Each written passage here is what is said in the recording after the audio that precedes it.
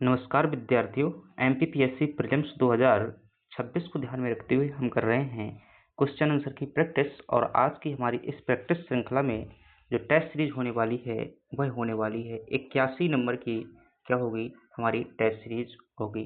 तो अभी तक जो है हम 80 टेस्ट सीरीज पूरी कर चुके हैं और आज है हमारी 81 नंबर की टेस्ट सीरीज। और इस टेस्ट सीरीज में हम देखेंगे इंडियन ज्योग्राफी से संबंधित कितने देखेंगे, 100 प्रश्न जो है देखेंगे। अब देखिएगा, इसमें जो है हम टोटल 100 प्रश्न करते हैं। और आप अगर ये सोचें कि हर प्रश्न का जो है बहुत ज़्यादा गहराई में सॉल्यूशन दिया जाए तो यह संभव नहीं है, क्योंकि आप जानते हैं कि भाई अगर एक प्रश्न में मैंने 2 मिनट भी ले लिया तो जाकर 200 मिनट हो जाएंगे और 60 दूनी 120, 3-3.5 घंटा की क्लास हो जाएगी। और इतना जो है फिर बाद में जो है कमेंट टाइम लगता है कि इतनी लंबी क्लास नहीं करना है। तो अपन क्या कर सकते हैं, अधिकतम 1 मिनट या फिर 1 मिनट से कम समय में क्या करेंगे, एक प्रश्न को जो है क्लियर करने का प्रयास करेंगे। जितनी संभव होगी उसमें व्याख्या देने का भी प्रयास करेंगे। चलिएगा क्लास की शुरुआत करते हैं। यदि आप चैनल पर नए हैं तो चैनल को सब्सक्राइब कीजिएगा और वीडियो को जो है पसंद आए तो लाइक कीजिएगा, अन्यथा जो है डिसलाइक जरूर कर दीजिएगा, ताकि एहसास भी होना चाहिए कि जो है पसंद नहीं है। और कोई जो कमी हो, कोई जो डाउट मिल जाता है बीच में, तो क्या करेंगे यहाँ पे अपना जो है कमेंट बॉक्स में जो है उसका सॉल्यूशन देंगे, क्योंकि ज्ञान की दिशा में हर वक्त जो है कुछ ना कुछ अगर नया मिल जाए तो बेहतर ही होता है। और मैं तो अक्सर कहता हूँ कि जीवन में हर वक्त जो है बेहतर से बेहतर की तलाश कीजिएगा।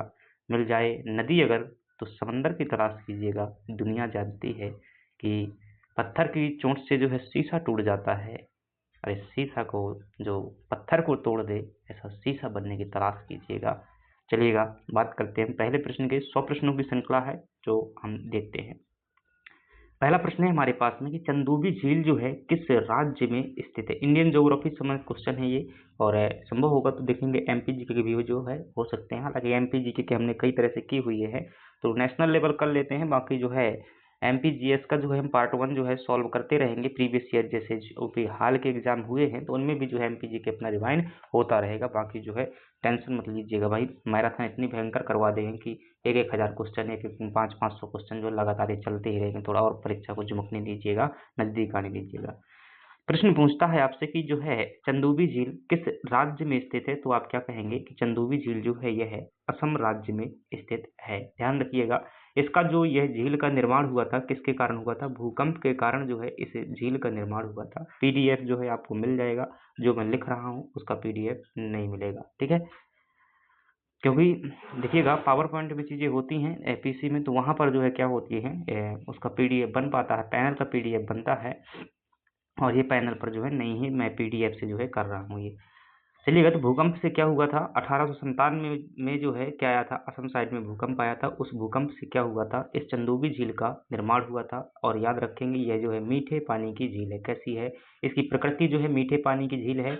और ध्यान रखिएगा इसके किनारे जो है एक सांस्कृतिक उत्सव भी होता है, उस उत्सव का नाम है चंदूबी उत्सव। क्या नाम है, असम में जो है इसके किनारे चंदूबी उत्सव भी होता है। तो याद रखिएगा 2 नंबर में अगर पूछ ले तब भी जो है आपसे बनना चाहिए, क्योंकि जब मेंस की आप तैयारी करते हैं तो 2 नंबर के लिए अलग से फैक्ट नहीं पढ़ते हैं। तो ये वही फैक्ट है, झील भी अपने मेंस के सिलेबस में लिखा हुआ है। तो हर जो फैक्ट है छोटा सा ना, उसके बारे में 3 जानकारी जो है करने का ये हुनर पहले से ही बना लीजिएगा। अगर एमपीपीएससी मेंस क्या करना चाहते हैं, आप क्वालिफाइड करना चाहते हैं, अगर 2 नंबर के प्रश्न आपके पूरे के पूरे छूट जाते हैं, दैट इज नॉट पॉसिबल। कभी आप मेंस से नहीं निकाल सकते, क्योंकि ये वही नंबर है जिसमें 2 में से 2 नंबर मिलते हैं। अगले प्रश्न की पर जाते हैं। अगला प्रश्न हमारे पास में दूसरे नंबर का पूछा जा रहा है कि प्रायद्वीप पठार की सबसे ऊंची चोटी अनाई-बुदी निम्नलिखित में से किस पहाड़ी में स्थित है। ठीक है, तो अनाई-बुदी की अगर बात करें तो ये किस पहाड़ी पर स्थित है, तो आप कहेंगे यह जो है अन्नामलाई पहाड़ी पर स्थित है। क्या अनाई-मुदी चोटी जो है यह स्थित है, और इसकी ऊंचाई कितनी मिल जाती है, जो अनाई-मुदी चोटी है दक्षिण भारत की सबसे ऊंची चोटी है, इसकी ऊंचाई जो है हमें 2695 मीटर क्या मिल जाती है, इसकी ऊंचाई जो है देखने को मिल जाती है। ध्यान रखिएगा प्रायद्वीप के साथ साथ पूरे दक्षिण भारत की क्या है ये सबसे ऊंची चोटी होने वाली है। नीलगिरी की सबसे ऊंची चोटी क्या है, दोदा बेटा जो है नीलगिरी की सबसे ऊंची चोटी है। जवादी महेंद्रगिरी जो है पहाड़ी, ये आपकी कहाँ पर स्थित है, उड़ीसा में स्थित है। जवादी पहाड़ी जो है आपकी तमिलनाडु में स्थित है। अगले प्रश्न की बात कर लेते हैं, और हमारा प्रश्न है तीसरे नंबर का। और तीसरे नंबर के प्रश्न में जहां आपसे पूछा जा रहा है कि निम्नलिखित में से कौन सी गोदावरी की सहायक नदियां हैं? देखिएगा प्रश्न क्या पूछा जा रहा है कि गोदावरी की जो है कौन सी सहायक नदियां हैं, तो गोदावरी की बहुत सी सहायक नदी हैं। इसमें से अगर हम बात करेंगे किसकी, पूर्णा नदी की अगर हम बात करें तो याद रखना, गलती मत कर देना, पूर्णा जो है आप लोग मध्य प्रदेश में जब एमपी जी के पढ़ते हैं तो वहां पर जो है ताप्ती नदी की भी क्या करते हैं, एक सहायक नदी पढ़ते हैं। क्या पूर्णा जो है एक जो है ताप्ती नदी की क्या करते हैं, सहायक नदी पढ़ते हैं। तो इस बात को ध्यान रखिएगा, ताप्ती की भी है और यह जो है गोदावरी की भी क्या देखने को मिल जाएगी, सहायक नदी देखने को मिल जाएगी। तो वर्धा क्या है, वर्धा भी जो है सही हो जाएगी।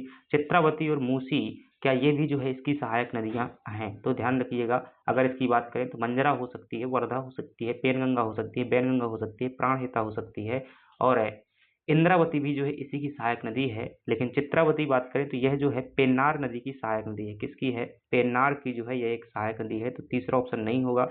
और मूसी जो है ये किसकी सहायक नदी है, कृष्णा की सहायक नदी है, और इसी मूसी नदी के किनारे जो है हैदराबाद शहर स्थित है। तो क्या हो जाएगा, 1 और 2 जो है सही जवाब हो जाएंगे, बाकी नहीं होने वाले हैं। तो क्या हो जाएगा आपका 1 और 2 जो है आपका क्या हो जाएगा, सही जवाब हो जाएगा, अर्थात ऑप्शन ए। गोदावरी जो है दक्षिण भारत की सबसे बड़ी नदी है, इसे वृद्ध गंगा और दक्षिण भारतीय गंगा भी कहा जाता है। 1465 किलोमीटर इसकी लंबाई देखने को मिल जाती है। अगली बात कर लेते हैं, और अगला प्रश्न है चौथे नंबर का, जहां आपसे पूछा जा रहा है कि निम्नलिखित में से कौन सी जो है गोखुर झील का उदाहरण है। गोखुर झील क्या होती है, नदियों द्वारा निर्मित जो झीलें होती हैं, जैसे नदियां क्या होती है इस प्रकार से चलती है, फिर नदी जो है यहाँ से अपना जैसे ज़्यादा टेढ़ी हो जाती है तो फिर सीधा मार्ग बना लेती है, यहाँ पर जो है पानी भर जाता है तो ये क्या बन जाती है, गोखुर झील बन जाती है। तो नदी के कटाव के कारण जो झील बन जाती है उसे क्या कहते हैं, गोखुर झील कहते हैं। और इसमें अगर आपसे पूछे कि कौन कौन सी गोखुर झील के उदाहरण है, तो ध्यान रखिएगा, इसमें से अगर बात करें, देखिएगा बुलर झील ऑप्शन में नहीं दिया है, बुलर झील एक किसकी उदाहरण है, गोखुर झील की उदाहरण है।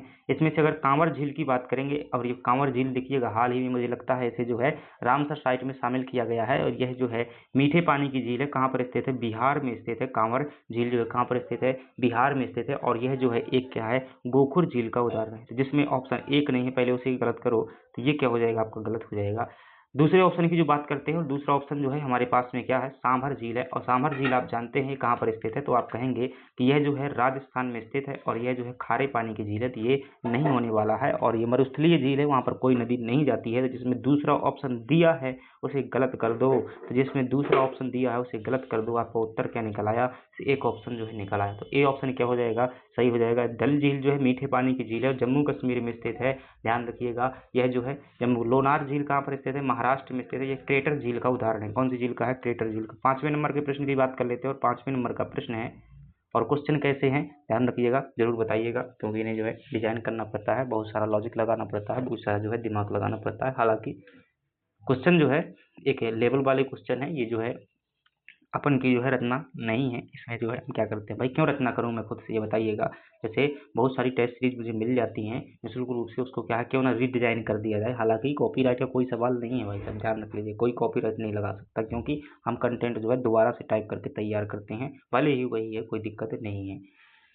ठीक है, तो ज्ञान की दिशा में हर वक्त नया नहीं किया जाता है। अगर वही ज्ञान उपलब्ध हो और उससे जो है चीज़ें हो जानी है, तो क्यों जो है उस उपयुक्त समय में जो है ज़्यादा चीज़ें उतने समय में हम कर लेंगे। ठीक है, अगर मैं बनाऊंगा तो 100 क्वेश्चन बनाने मुझे और ज़्यादा टाइम लगेंगे, किताबों से रिसर्च करनी पड़ेगी, तो ये सब चीज़ें होने के बाद में जो है मुझे मिल जाती है। अगली बात कर लेते हैं, नदियों में की जो है लंबाई के अवरोही क्रम में, क्या अवरोही क्रम में जो है गोदावरी, महानदी, नर्मदा व ताप्ती का जो है सही अनुक्रम बताइएगा। अवरोही क्या होता है, घटते से जब बढ़ते की ओर क्या करते हैं, सॉरी, बढ़ते से जब घटते की ओर नीचे की ओर उतरते हैं तो क्या होता है, अवरोही होता है। ठीक है, यानी कि सबसे ज्यादा वाली क्या आएगी, पहले आएगी।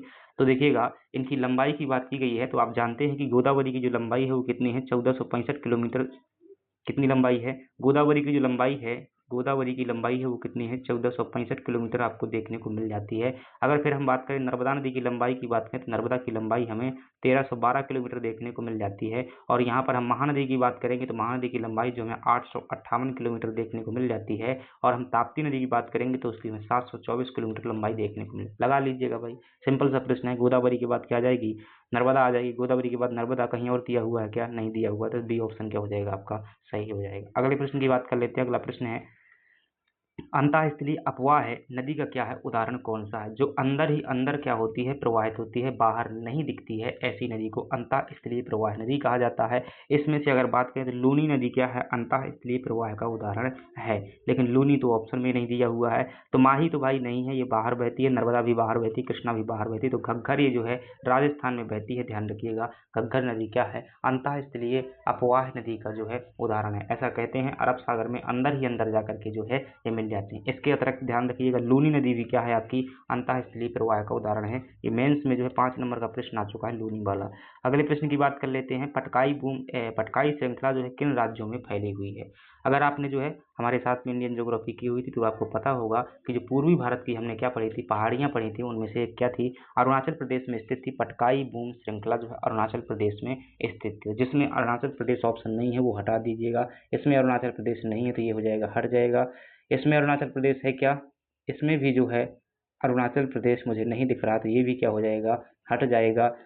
अब देखिएगा अरुणाचल प्रदेश इसमें भी नहीं है तो क्या हो जाएगा ये भी हट जाएगा, लेकिन इसमें है तो क्या हो जाएगा ये सही जवाब हो जाएगा। ठीक है, तो देखिएगा दिमाग लगाने में जो है बहुत सारा दिमाग खर्च हो जाएगा। आपने पढ़ा था डाफला मिसमी अभोर और एक और थी लास्ट में जो थी पटकाई भूम। तो ये पटकाई भूम जो अरुणाचल प्रदेश और नागालैंड दो में जो है फैली हुई थी। ऐसे जैसे मैं बात करूँ ना, इस प्रकार से मैंने क्या बनाया पूर्वी भारत का जो है ये मानचित्र बनाया। इस प्रकार से यहाँ पर कौन सा राज्य है बीच में कहेंगे सर असम राज्य। कौन सा असम राज्य है, और ये वाला पूरा राज्य यहाँ से लगाकर यहाँ तक जो है क्या है अरुणाचल प्रदेश। तो यहाँ पर है डाफला मिसमी अभोर, और ये जो है इस प्रकार से एक पहाड़ी श्रृंखला थी जिसका नाम है पटकाई भूम श्रृंखला नाम है। कौन सी है ये पटकाई भूम श्रृंखला नाम है। अब देखिएगा हो सकता है दूसरे राज्यों में भी फैली हो ये, लेकिन मुझे जो कम से कम पता है कि अरुणाचल प्रदेश में ज़्यादातर इसका हिस्सा फैला हुआ है। तो अरुणाचल प्रदेश जिस ऑप्शन में है वो क्या हो जाएगा सही हो जाएगा। फिर से कहूँगा सब कुछ करने की जरूरत नहीं होती है। परीक्षा में बहुत सारी चीज़ें इसलिए ऐसी दी जाती है कि ताकि जो भी आपका ज्ञान है उसी का प्रयोग करके सही उत्तर निकाल सकें। ये तरीका सीख लीजिएगा। 100% के चक्कर में मत रहिएगा कि भाई 100% फंसे। कई बार जो है मुझे नहीं पता था कि इन राज्यों में फैली है या नहीं फैली है, लेकिन ये पता था कि अरुणाचल प्रदेश में है तो मैंने क्या कर लिया उत्तर निकाल लिया। भाई साहब वैज्ञानिक नहीं बनना है, ठीक है। जब वैज्ञानिक बनना हो तो उस विषय से PhD कर लेना और जो है क्या कर लेना उसमें जो है सब्जेक्ट एक्सपर्ट जो है बन जाना। तो सब्जेक्ट एक्सपर्ट हर विषय का मत बनिएगा, एक विषय का बनिएगा। बाकी जो हर विषय से क्या करेंगे आप उत्तर निकालना सीखेंगे। ये क्या होती है सिलेक्शन की रणनीति होती है, और आपका लक्ष्य क्या है फिलहाल में सिलेक्शन करना। सिलेक्शन पर फोकस कीजिएगा, ये तरीका अपनाइएगा। अगले प्रश्न की बात कर लेते हैं। 8 नंबर का प्रश्न हमें देखना पड़ेगा। 8 नंबर का प्रश्न है, और 8 नंबर के प्रश्न में अगर ध्यान से देखोगे, क्या देखोगे ध्यान से देखोगे तो इसमें एक तरफ जो है सूची 1 दी हुई है। मैं बता दूं भाई टेस्ट में जो है इनको बनाने में दिमाग खराब हो जाता है मेरा, इसलिए ये बड़े क्वेश्चन टेस्ट से क्या कर दूंगा हटा दूंगा। तो बात में मत कहिएगा, यहाँ पर पढ़ लीजिएगा। एक तरफ दिया हुआ है स्थल दिया हुआ है, एक तरफ संगम दिया हुआ है। गंगा और उसकी सहायक नदियां हैं, और क्या बन रहा है यहाँ पर आपका जो है वो क्या बोलते हैं भाई पंचप्रयाग बोलते हैं ना, उसको क्या बोलते हैं पंचप्रयाग बोलते हैं। तो पंचप्रयाग जो है किससे किससे मिलकर बनता है ये आपको क्या करना है बताना है। तो ध्यान से अगर देखेंगे दिमाग लगा करके तो आपको जो है क्या हो जाएगा। रुद्रप्रयाग कहाँ पर बनता है, तो आप कहेंगे कि रुद्रप्रयाग जो है वहाँ पर बनता है जहाँ पर भागीरथी और अलकनंदा नदी मिलती है। सही कह रहा हूँ ना। जैसे ऐसे क्या निकल रही थी, ऐसे जो है यहाँ से जो है कौन सी नदी निकलती थी अलकनंदा निकलती थी, और इसमें जो है धौली गंगा मिलती थी तो विष्णु प्रयाग बन रहा था। ठीक है, जब पिंडार नदी मिल रही थी तो पिंडार गंगा मिल रही थी तो वहाँ पर क्या बन रहा था कर्ण प्रयाग बन रहा था। पिंडार नदी मिल रही थी तो कर्ण प्रयाग बनता था, और नंदाकिनी मिलती थी तो क्या बनता था आपका नंद प्रयाग बनता था, और जब मंदाकिनी मिलती थी तो क्या बनता था आपका रुद्र प्रयाग बनता था। और इधर से जब भागीरथी आती थी, ठीक है, जब भागीरथी आती थी तो वहां पर क्या बनता था जस्ट मिनट, भागीरथी और अलकनंदा को हम देखेंगे तो आपका क्या बन जाएगा। एक तो मुझे लगता है ऑप्शन भाई साहब उल्टे हो गए हैं, तो दूसरे में क्या बन जाएगा रुद्रप्रयाग जो है अलकनंदा और मंदाकिनी के मिलने से बनता है। अलकनंदा और मंदाकिनी के मिलने से बनता, मुझे अच्छे तरीके से याद है भाई। ठीक है, अलकनंदा बम बम भोले की जो है अलग जगाएंगे, और मंदाकिनी में जो गंगा नदी को जो क्या करेंगे समाहित करेंगे। तो रुद्रप्रयाग किससे बनेगा मंदाकिनी, अलकनंदा मंदाकिनी मिलती है। अगर नहीं बनता तो भाई इसको इग्नोर कीजिएगा, बहुत सारे ऑप्शन। नंद प्रयाग कहाँ पर बन रहा था जहाँ पर नंदाकिनी मिल रही थी, जहाँ पर नंदाकिनी मिल रही थी वहाँ पर क्या बन रहा था नंद प्रयाग बन रहा था। चौथा हो जाएगा बी का। कर्ण प्रयाग कहाँ बन रहा था, कर्ण का पिंड कहाँ पर फेंक दिया गया था कर्ण जो हुआ था ना महाभारत में, आपको पता है कि जो है मतलब बाल अवस्था में यानी कि विवाह से पहले जो है शायद इस संतान की क्या हुई थी, उत्पत्ति हुई थी। तो फिर इन्हें क्या कर दिया गया था, इनके पिंड को जो है कहीं और फेंक दिया गया था। तो कर्ण प्रयाग से क्या हो जाएगा, कर्ण का पिंड पिंड पिंड पिंड मतलब पिंडार गंगा, ठीक है। तो पिंडार गंगा देख लीजिएगा, अलकनंदा और पिंडार मिलेंगी तो क्या बनेगा, कर्ण प्रयाग बन जाएगा, सूर्यपुत्र कर्ण, ठीक है। तो सी नंबर का तीसरा देखिएगा, पहले एक जगह सी नंबर का तीसरा कहीं दिख रहा है, अगर ध्यान से देखेंगे तो इधर पर दिख रहा है, क्या दिख रहा है, इधर पर जो है दिख रहा है, और इधर पर भी जो दिख रहा है, डी ऑप्शन में भी दिख रहा है, कोई दिक्कत ना है। दिक्कत तो इधर जो है हो जाएगा। और फिर जो है आप मिलाइएगा नंद प्रयाग वाले में, रुद्र प्रयाग वाले में क्या मिला दीजिएगा, मंदाकिनी वाला मिला दीजिएगा, अलग नहीं, यानी कि दूसरा ऑप्शन ए का दूसरा कहाँ दिया हुआ है, ए का दूसरा सिर्फ यहाँ पर दिया हुआ, तो आपका क्या हो जाएगा, बी ऑप्शन जो है बिल्कुल सही हो जाएगा। क्या हो जाएगा, बी ऑप्शन बिल्कुल सही हो जाएगा। अगली बात कर लेते हैं, 9वां नंबर का प्रश्न है, कौन सी नंबर का, 9 नंबर का प्रश्न है। 9 नंबर में जो है पूछ रहा है माही नदी, कौन सी, माही, माही किसको कहते हैं, ठीक है, पता होगा, महेंद्र सिंह धोनी। निम्नलिखित में से कौन सी नदी जो है कर्क रेखा को 2 बार कटती है, भाई बहुत सिंपल सा प्रश्न है, माही नदी को जो है ध्यान कर लीजिएगा, कर्क रेखा को 2 बार कटती है, ध्यान रखना। मैं और बता देता हूँ, लिम्पोपे नदी जो है ये अफ्रीका महाद्वीप में बहती है, यह जो है क्या बोलते हैं हमें, मकर रेखा को 2 बार काटती है। और कांगो नदी को ध्यान रखिएगा, ये जो है भूमध्य रेखा को क्या करती है, 2 बार काटती है, एक साथ ध्यान रखिएगा। अगली उमियम नदी मोस्ट इंपोर्टेंट है, मेघालय में बहती है, वहीं पर जो है उमियम झील स्थित है। किशन गंगा जो है एक सहायक नदी है, तो ध्यान रखना किशन गंगा जो है किसकी सहायक नदी है, थोड़ा सा दिमाग लगाइएगा, थोड़ा सा दिमाग लगाइएगा तो आप कहेंगे जो है झेलम की सहायक नदी है, पाकिस्तान में बहती है। कहाँ पर बहती है, पाकिस्तान में बहती है, और इसे जो है नीलम नदी के नाम से जाना जाता है, पाकिस्तान में नीलम नदी के नाम से जाना जाता है। और झेलम नदी पर कौन सी 2 परियोजनाएं बनी हुई हैं, एक ध्यान रखिएगा, तुलबुल परियोजना बनी हुई है, झेलम नदी पर तुलबुल परियोजना बनी हुई है और उरी परियोजना बनी हुई है, दोनों बातें ध्यान रखिएगा। झेलम का प्राचीन नाम क्या है, बेतस्ता है। इतिहास की पन्नों को याद कीजिएगा, 326 ईसा पूर्व में क्या हुआ था,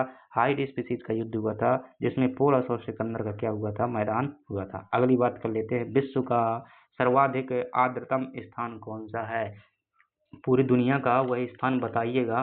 देखिए फिर से यहाँ से अपना दिमाग लगाइएगा, क्या कहिएगा, फिर से यहाँ पर दिमाग लगाइए, कंफ्यूज नहीं होना। तो जहाँ पर सबसे ज़्यादा वर्षा होगी वहीं पर सबसे ज़्यादा क्या होगी, नमी होगी। तो मासिन राम जो है ये कहाँ पर स्थित है, आप कहेंगे मेघालय में स्थित है। दुनिया का सर्वाधिक क्या है, ये वर्षा वाला स्थान है, सर्वाधिक क्या है, वर्षा वाला स्थान है, मेघालय में स्थित है, यही सबसे ज़्यादा नमी वाला स्थान है। बताइएगा दिमाग लगा करके कि जो नमी होती है जिसे क्या कहते हैं, आर्द्रता कहते हैं, क्या कहते हैं, आर्द्रता, इसको किससे मापते हैं, तो आप क्या कहेंगे, हाइग्रोमीटर से जो क्या किया जाता है, हाइग्रोमीटर से जो है आर्द्रता का क्या किया जाता है, मापन किया जाता है। आगे बढ़ जाते हैं, 12 नंबर का प्रश्न है, और 12 नंबर में जो है आपसे पूछ रहा है कि सोलास कहाँ पर पाए जाते हैं। तो मुझे लगता है बहुत आसानी से बता देंगे भाई साहब, जो दक्षिण भारत है हमारा, कौन सा भारत है, दक्षिण भारत है, और इसमें जो निश्चित ऊंचाई पर जो पर्वतों में क्या मिलते हैं, पर्वतों में जो वन मिलते हैं, उन वनों को क्या कहा जाता है, सोलास कहा जाता है। तो दक्षिण भारत में कौन सी पहाड़ी है भाई साहब, विंध्याचल पहाड़ी है क्या दक्षिण भारत में, आप कहेंगे नहीं है, तो ये वाला ऑप्शन काट दीजिए, जिसमें 2 ऑप्शन दिया उसे गलत कीजिए, उसे गलत कीजिए, उसे गलत कीजिए, बी ऑप्शन निकला है। ऐसा जो क्या करना होता है,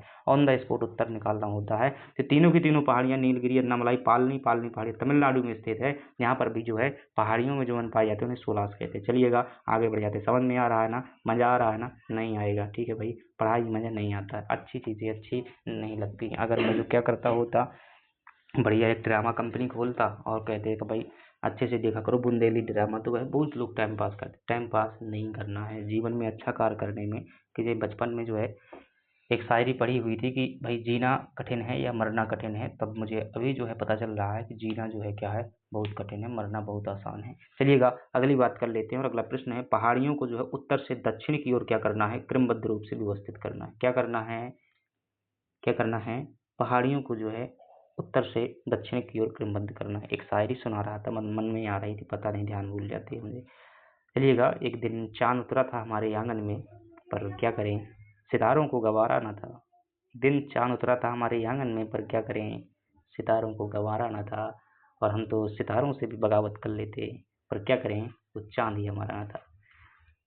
13 नंबर का प्रश्न है, और इसमें क्या कह रहा है, उत्तर से दक्षिण, एक बार फिर से देखना पड़ेगा इसे, प्रश्न जो है थोड़ा सा ध्यान से देखना। उत्तर से दक्षिण की ओर क्या करना है, पहाड़ियों को लगाना, उत्तर से दक्षिण की ओर, यानी कि नीचे की ओर जो है सेट करना है। मैप को जो है ध्यान कीजिएगा, दिमाग को जगाइएगा, दिमाग के तीसरे नेत्र को खोलिएगा, और क्या कीजिएगा, अब देखिएगा यहाँ पर जो है पटकाई बूम, मैं छोटा सा मैप बनाता हूँ इंडिया का, इस प्रकार से मुझसे मैप जो है बन जाता है। चलिएगा, ये इंडिया का मैप हो गया, ऐसा ही है। ठीक है, नहीं है तो कोई फर्क नहीं पड़ता। अब इधर देखेंगे, मैं जो है दूसरे रंग का प्रयोग करते हुए यहाँ पर बताता हूँ कि पटकाई बूम पहाड़ी जो है यहाँ पर स्थित है, अरुणाचल प्रदेश के आसपास, ठीक है। और जो मिसमी पहाड़ी है, अब देखिएगा भाई साहब, थोड़ा सा खतरनाक प्रश्न है, हल्के में मत लेना, पूरी की पूरी पूर्वी भारत की पहाड़ियाँ पूछ लिया है, तो अब मुझे थोड़ा सा पूर्वी भारत का मानचित्र, ये जो है मैंने क्या किया, इस प्रकार से पूर्वी भारत का मानचित्र बनाया, ठीक है। क्या बनाया, पूर्वी भारत का। अब मिसमी पहाड़ी देखेंगे तो अरुणाचल प्रदेश में यहाँ पर स्थित है, और पटकाई बूम जो पहाड़ी थी यहाँ पर स्थित थी, ठीक है। पटकाई बूम जो है यहाँ पर स्थित है। नागा पहाड़ी जो है क्या हो जाएगी, नागालैंड में हो जाएगी, यहाँ पर नागालैंड पड़ जाएगा अरुणाचल प्रदेश के बाद में। और फिर जो है लुसाई पहाड़ी जो है कहाँ पर स्थित है मेरे भाई, मिजोरम में स्थित है लुसाई पहाड़ी। और मणिपुर में हो जाएगी आपकी कौन सी पहाड़ी, मणिपुर की पहाड़ियाँ। अब जो है इन्हें उत्तर से दक्षिण में लगा लीजिएगा। सबसे पहले कहेंगे पटकाई बूम आ जाएगी, सबसे पहले पटकाई बूम आ जाएगी, तो ये 1 नंबर में हो जाएगी। उसके बाद में जो है क्या हो जाएगी, उसके बाद में जो है ये जो है, सॉरी जस्ट मेरे भाई उल्टा हो गया, सबसे पहले पटकाई बूम हो जाएगी तो मिसमी पहाड़ी सबसे पहले आएगी, तो 2 आ जाएगा सबसे पहले। मिसमी के बाद क्या है, ये पटकाई बूम है, ये जो है मिसमी पहाड़ी है, ये पटकाई बूम पहाड़ी है, ये जो है नागा पहाड़ी है, और ये जो है आपकी लुसाई पहाड़ी है, ये जो है मणिपुरी पहाड़ियाँ हैं। अब देखिएगा, तो सबसे पहले क्या आ जाएगा, पटकाई, ये दिया हुआ है पटकाई बूम सबसे पहले आ जाएगा, यानी कि 2 नंबर में यहाँ पर दी हुई 2 सबसे पहले आ जाएगा। फिर दिया है मिसमी पहाड़ी, तो मिसमी पहाड़ी जो है, मेरा दिमाग खराब हो जाएगा भाई, क्या कह रहा है, उत्तर से दक्षिण की ओर करना है, तो हाँ मिसमी पहाड़ी सबसे पहले आ जाएगी, ये है मिसमी, तो यानी कि 2 नंबर सबसे पहले आ जाएगा। फिर है पटकाई बूम, पटकाई बूम यहाँ 1 नंबर में दिया है, 2 के बाद 1 आ जाएगा, बहुत इतना दिमाग खराब कौन करता है, 2 के बाद 1 देखिएगा, तो यहाँ पर दिया है, यहाँ पर भी उत्तर नहीं निकल रहा, 2 क्रॉस हो जाएंगे, ठीक है। इसके बाद ये वाली पहाड़ी कौन सी है, आप कहेंगे नागा पहाड़ी। नागा पहाड़ी कहाँ दी हुई है, तीसरे ऑप्शन में, तो हमारे पास क्या आ जाएगा, तीसरा ऑप्शन जो है आ जाएगा 1 के बाद में। अब देखिएगा यहाँ पर 2 1 3, अरे दादा रे दादा, बहुत कठिन प्रश्न है ये, ठीक है। अगला सॉल्व करते हैं। फिर इसके बाद में क्या आ जाएगा, लुसाई पहाड़ी आ जाएगी, लुसाई पहाड़ी 4 में दिया हुआ है, तो भाई 4 यहाँ पर लिख दीजिएगा, 2 1 3 4 कहाँ दिया हुआ है, 2 1 3 4, ये वाला जो ऑप्शन सही हो जाएगा, क्या हो जाएगा, बी ऑप्शन सही हो जाएगा। मैप नहीं बनेगा, ऐसे प्रश्न सॉल्व नहीं कर पाओगे, थोड़ा थोड़ा सा अंतर है, एक ही जगह की पूरी पहाड़ियाँ पूछ लिया, क्या कर लोगे, कुछ नहीं कर पाओगे, गलत कर दोगे, 1 नंबर सिलेक्शन से बाहर हो जाओगे 1 नंबर से, ठीक है। 1 नंबर की वैल्यू को समझिएगा।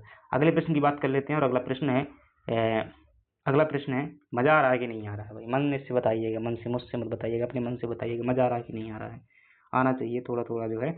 निम्नलिखित कथनों पर जो क्या करना है आपको, असत्य कथन, मैं फिर से कहूंगा, पेपर में आई तो ऐसा भाई साहब हाईलाइट कर लीजिएगा थोड़ा सा क्या पूछ रहा है, ताकि जो ऑप्शन पढ़ते वक्त एक बार नजरिए चला जाए। गलती होती है, यकीन मानिएगा, पेपर जिस दिन देगी ना, तो ये सामान्य दिमाग अलग सी बात है, जिस दिन पेपर में बैठते हैं वो जो है कंप्रेस्ड माइक होता है, बहुत टेंशन में दिमाग रहता है, और उसमें जो है पूरी का पूरा कई सालों की मेहनत जो है आपको एक से लगा करके 14 16 तक की पढ़ाई, 16 तक होती है ना, जो 16 पास हो जाते हैं, मतलब ग्रेजुएशन हो जाता है, तो 16 तक की पढ़ाई जो है आपको 3 घंटे में निकालनी होती है, तो वहाँ पर दिल दिमाग किडनी फेफड़ा सब कुछ जो है क्या हाई पावर हो जाते हैं, तो हाईलाइट कर लीजिएगा। मुझसे हर बार जो है गलत होते हैं, बनते हुए प्रश्न जो है 3 प्रश्न में गलत कर देता हूँ, ठीक है।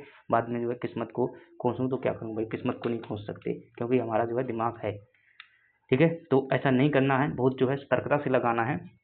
बात बताऊंगा जिस दिन पेपर होगा ना, उस दिन अपन लाइव आकर के बहुत अच्छे से समझाएंगे। तो यहाँ पर क्या बताना है आपको, गलत ऑप्शन बताना है। गलत कौन सा, पश्चिम घाट का जो है उत्तरी क्षेत्र अपेक्षाकृत अधिक ऊंचाई पर है, हो सकता है कि नहीं हो सकता है, बताइएगा। अब कैसे पता चलेगा मुझे, भाई साहब मैं ये बनाया, क्या हुआ, ये वाला जो घाट है इसे क्या कहते हैं, पश्चिमी घाट कहते हैं। अब आप अगर इसकी चोटियों की ऊंचाई देखेंगे तो भाई सबसे ऊंची चोटी क्या है आपकी, अन्नामलाई है, तो अन्नामलाई जो है दक्षिण में स्थित है, और दक्षिण का जो है क्या है, दक्षिण का जो है ज्यादा ऊंचाई पर चोटी है, तो कौन सा भाग ऊंचा कहलाएगा, उत्तर वाला दक्षिण वाला, उत्तर वाला दक्षिण वाला, अपनी दक्षिण वाला कहलाएगा ना। दक्षिण की पहाड़ी की ऊंचाई, कुद्रेमुख की ऊंचाई जो है आपकी लगभग 1600 के आसपास है, और यहाँ पर जो देखेंगे क्या है, अन्नामलाई है, उसकी जो ऊंचाई है 2695, कौन ऊंचा हुआ, दक्षिण वाला भाग हुआ। ये कह रहा है कि पश्चिम घाट का उत्तरी क्षेत्र अपेक्षाकृत अधिक ऊंचा है, गलत है भाई साहब, ऐसा नहीं हो सकता, नहीं हो सकता ना, मैं सही कह रहा हूँ, बोलो सही कह रहा हूँ गलत कह रहा हूँ, मेरा जो लॉजिक, मैंने जिस लॉजिक को बताया है वो लॉजिक सही है या नहीं सही है, तो आप कहेंगे कि ये बात जो है गलत लिखी हुई है। अब गलत पूछ रहा है तो मुझे टाइम पास करना होता, तो लो भाई उत्तर सही निकला है आपका, बताओ। पश्चिमी घाट में अनाई मुदी सबसे ऊंची चोटी है, सही बात है। ताप्ती नदी जो सतपुड़ा के दक्षिण में स्थित है, बिल्कुल सही बात है, सतपुड़ा के बाद निकलती है, बैतूल जिला से मुल्ताई पहाड़ी से, ठीक है। नर्मदा तथा ताप्ती नदियाँ जो है, नदी घाटियाँ जो है पुरानी रिफ्ट घाटियाँ मानी जाती हैं, हाँ भ्रंश घाटी हैं। चलिएगा, तो आपका सही उत्तर जो है ये निकल आया। अगले प्रश्न की बात कर लेते हैं, 15 नंबर का प्रश्न है, विंध्य और सतपुड़ा पर्वत को जोड़ने वाली इनमें से कौन सी कड़ी है। कहता है कि ऐसे जो है विंध्याचल पर्वत स्थित है ऊपर, उसके बाद में दक्षिण में क्या स्थित है, सतपुड़ा पर्वत स्थित है। इनको जोड़ने वाली जो कड़ी कौन सी है, तो आप कहेंगे भाई साहब मैकाल पर्वत हो जाएगा। कौन सा पर्वत हो जाएगा, मैकाल पर्वत हो जाएगा, क्योंकि ये सतपुड़ा पर्वत का मैकाल पर्वत इस प्रकार से स्थित है और यहाँ से कैमूर श्रेणी जो है इस प्रकार से आती है, तो ये जो है मैकाल पर्वत हो जाता है। अगर मैं सही हूँ, सी ऑप्शन जो है आपका सही है। बताइएगा मैकाल श्रेणी की जो सबसे ऊंची चोटी कौन सी है, आप कहेंगे अमरकंटक। कौन सा कंटक, अमरकंटक हो जाएगा। अगली बात कर लेते हैं, अगला प्रश्न है जहाँ से आपसे पूछा जा रहा है पश्चिमी विक्षोभ के बारे में सही कथन बताइएगा। ठीक है, तो पश्चिमी विक्षोभ आप पढ़ चुके हैं कि भाई जो भूमध्य सागर है वहाँ से एक जो है तूफान उठता है और जेट स्ट्रीम के सहारे इस प्रकार से भारत की ओर आता है और यहाँ पर ठंडियों में जो वर्षा करता है उसे मावट कहते हैं। तो वही क्या है, पश्चिमी विक्षोभ। विक्षोभ का मतलब क्या होता है भाई, डिस्टर्बेंस होता है, हवा का एक झोंका होता है। ठीक है, अब ये झोंका चूंकि यहाँ पर उठता है भूमध्य सागर में, तो यहाँ पानी रहता है, तो इसमें पानी चला आता है, तो यहाँ पर वर्षा हो जाती है ठंडी में, इसे माहौट कहते हैं। सही कथन बताना है। कथन कहता है कि पश्चिम विक्षोभ विक्षोभ जो है पश्चिम से पूर्व दिशा की ओर यात्रा करता है। भाई ऐसी यात्रा करता है तो कैसी होगी, पश्चिम से पूर्व की ओर, बिल्कुल सही बात दिया हुआ है। पश्चिम विक्षोभ उच्च दाब वाले क्षेत्रों के कारण जो है उत्पन्न होने वाला तूफान है। क्या ये हो सकता है क्या भाई, क्या ये हो सकता है क्या। पश्चिम क्षेत्र अगर आप ध्यान से देखेंगे, पश्चिम विक्षोभ में देखेंगे तो भारत एक क्या गर्म क्षेत्र है। मैंने आपको ये भी बताया हुआ था कि हवाएं हमेशा कहाँ से चलती हैं, हाई प्रेशर से जो है लो प्रेशर की ओर चलती हैं।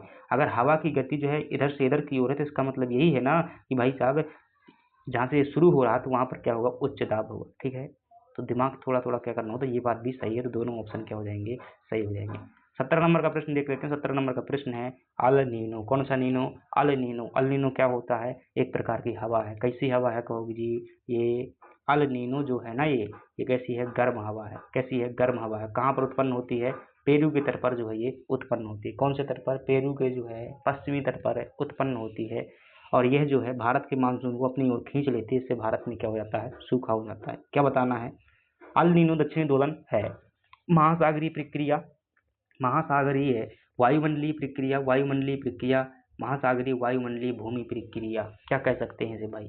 अगर जो है दिमाग का सही इस्तेमाल करोगे तो आप जो है बिल्कुल सही उत्तर बता दोगे। क्या बता दोगे, ये महासागरीय वायुमंडलीय प्रक्रिया है। क्यों है, क्योंकि भाई महासागर में क्या होती है, हवा की जो है उत्पत्ति होती है और जो है हवाएं जो चलती हैं तो हवा कहीं ना कहीं क्या होती है, वायुमंडल का हिस्सा होती है। क्योंकि यह प्रक्रिया जो है कहाँ पर होती है, वायुमंडल में क्या होता है, तापमान भी होता है। तापमान आता है समुद्र की ओर में, तो ये सब परिवर्तन महासागर में होते हैं, लेकिन वायुमंडल की हवा और तापमान प्रभावित होते हैं, तो वायुमंडलीय महासागरीय प्रक्रिया। क्वेश्चन अच्छे लग रहे हैं ना, बहुत अच्छे से पढ़ा हुआ था, लेकिन मैं फिर से कहूँगा कि जो है टॉपिक पढ़ लेने से जो है तैयारी पूरी नहीं हो जाती है। हमें जो है विभिन्न परीक्षाओं में आए हुए प्रश्नों का क्या करना होता है, अभ्यास करना होता है। अभी चलिए ये फैक्ट एक सेट हो गया, अब दोबारा अगर यहाँ से पूछेगा, हमें बहुत सारी जानकारी थी इसके अंदर लेकिन ये नहीं पता था।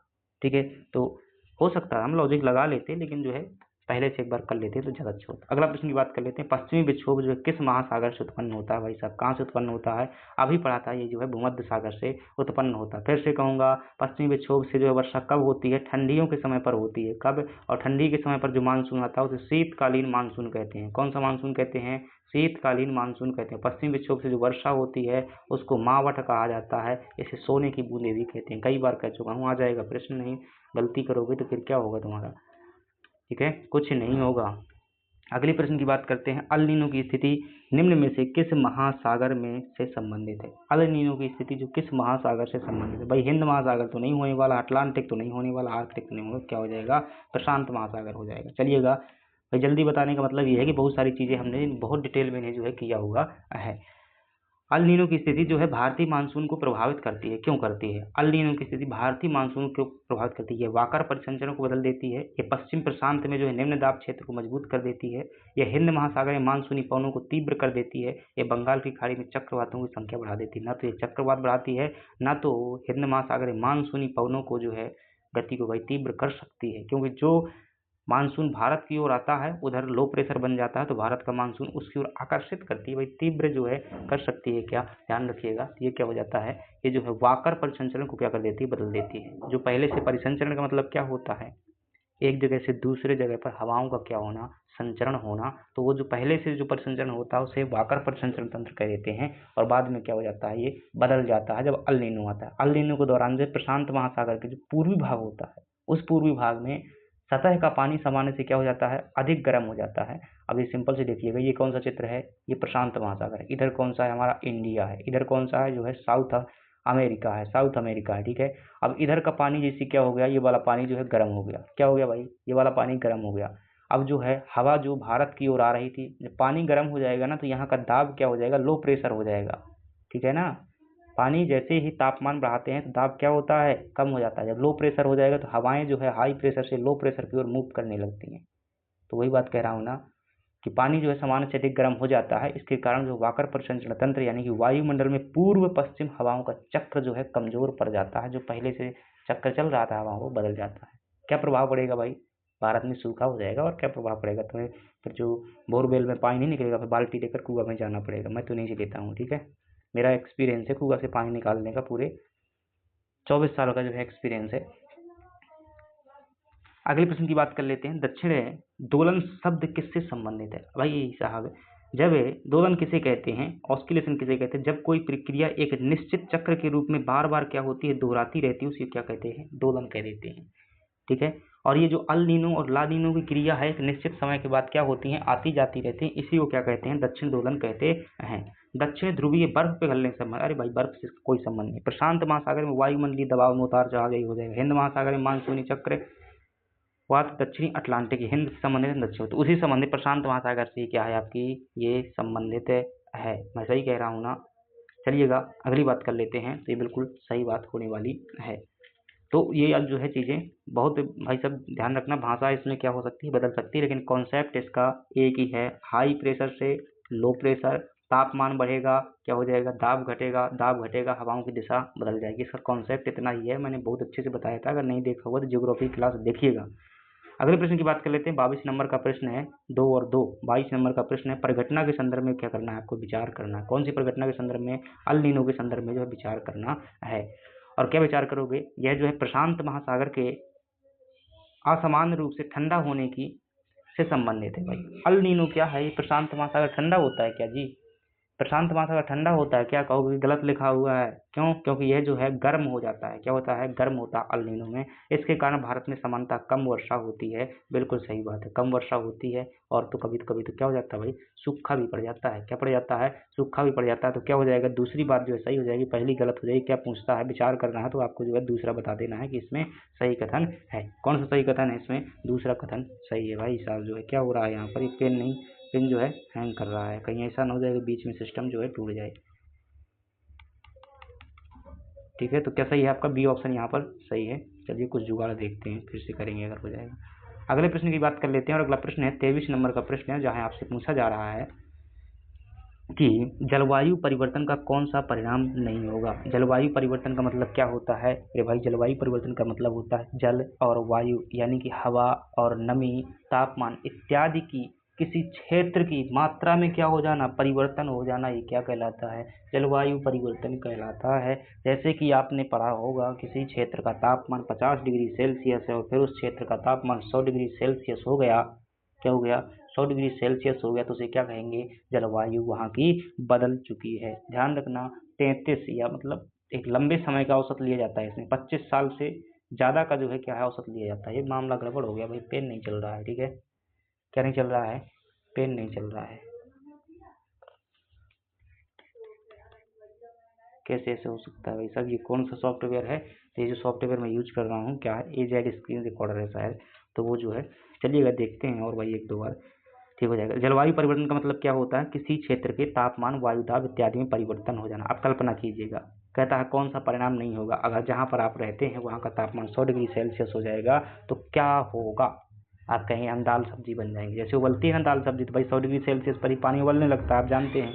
आप भी क्या करने लगेंगे, उबलने लगेंगे। तो अगर उबलना नहीं है तो पेड़ पौधे लगाना है। क्या परिणाम नहीं होगा, समुद्र स्तर में वृद्धि होगी, बिल्कुल हो जाएगी ना भाई, बर्फ पिघल जाएगा तो समुद्र स्तर बढ़ जाएगा, ग्लेशियर का पिघल जाएगा, बर्फ पिघलेगी, बिल्कुल हो जाएगा। और क्या कहता है, और क्या कहता है, तो और जो है तो 2 ऑप्शन ये जो है नहीं, ये तो होंगे, ये वाला उत्तर नहीं होने वाला है। कौन सा होने वाला है, अगले देख लेते हैं। अगले जो है हमारे पास में ओजोन परत का क्षरण, भाई इससे जो है जलवायु परिवर्तन से जैव विविधता का ह्रास होगा। ठीक है, जब जलवायु परिवर्तन होगी तो बहुत सारे जीव जंतु में, जैसे मान लीजिए तापमान कहीं ज़्यादा बढ़ गया तो बहुत सारे जीव जंतु क्या हो जाएंगे, मर जाएंगे। लेकिन ओजोन परत का क्षरण होना ये डायरेक्ट संबंधित नहीं है, that is related for the किससे, अल्ट्रावायलेट रेस से जो है संबंधित है। पर सही बात कर रहा हूँ ना, ओजोन परत का क्षरण जो है ये सीधे जो है इससे प्रभावित नहीं होता है। ठीक है, तो ये इतनी चीजें हो जाएंगी। अगली बात कर लेते हैं, अगला प्रश्न है, जलवायु परिवर्तन के कारण भारत में कौन सा सबसे अधिक संभावित है, कौन सा प्रभाव जो है सबसे अधिक संभावित है। जैसे जलवायु परिवर्तन हुई, भाई साहब ध्यान रखना, अगर जलवायु परिवर्तन होती है तो भारत दुनिया के सबसे कमजोर देशों में से एक है। कहो ऐसा क्यों, क्योंकि भारत जो है एक विविधता वाला देश है। विविधता जो है तापमान में खत्म हो जाएगी। अगर विविधता खत्म हो जाएगी तो हम जो कहते हैं स्लोगन कि अनेकता में एकता ही हमारी क्या है, पहचान है, वो पहचान खत्म हो जाएगी, देश खत्म हो जाएगा। ठीक है, सबसे ज्यादा संभावित क्या है, मानसून की नियमित और पूर्वानुमान क्षमता में क्या होना, कमी होना, हिमालयी नदियों के जल प्रवाह में कमी होगी, शीत लहरों में जो है तीव्रता में वृद्धि होगी, वर्षा के भौगोलिक वितरण का स्थिर होना। देखिए सभी प्रभाव जो हो सकते हैं, क्या है, सभी प्रभाव हो सकते हैं, लेकिन फिर से वही बात कहूंगा कि सबसे ज्यादा सही है। लेकिन इनमें अगर बात की जाए तो सबसे जो ज्यादा प्रभावित होगा जलवायु परिवर्तन के कारण वह होगा मानसून की नियमित और पूर्वानुमान क्षमता में जो है कमी हो जाएगी। ठीक है, जो मानसून वैसे भी अब देखेंगे तो मानसून जो बहुत सारा वर्तमान में क्या हो रहा है, प्रभावित हो रहा है, कभी वर्षा होती है कभी नहीं होती है, तो क्योंकि ये जलवायु परिवर्तन हो रहा है, सबसे ज्यादा हो जाएगा ये। अगले प्रश्न की बात कर लेते हैं, 25वां नंबर का प्रश्न है, बहुत लंबे प्रश्न है यार, 25 अभी जो है 75 प्रश्न जो है सॉल्व करने हैं, तो थोड़ा सा आपका क्या करेंगे।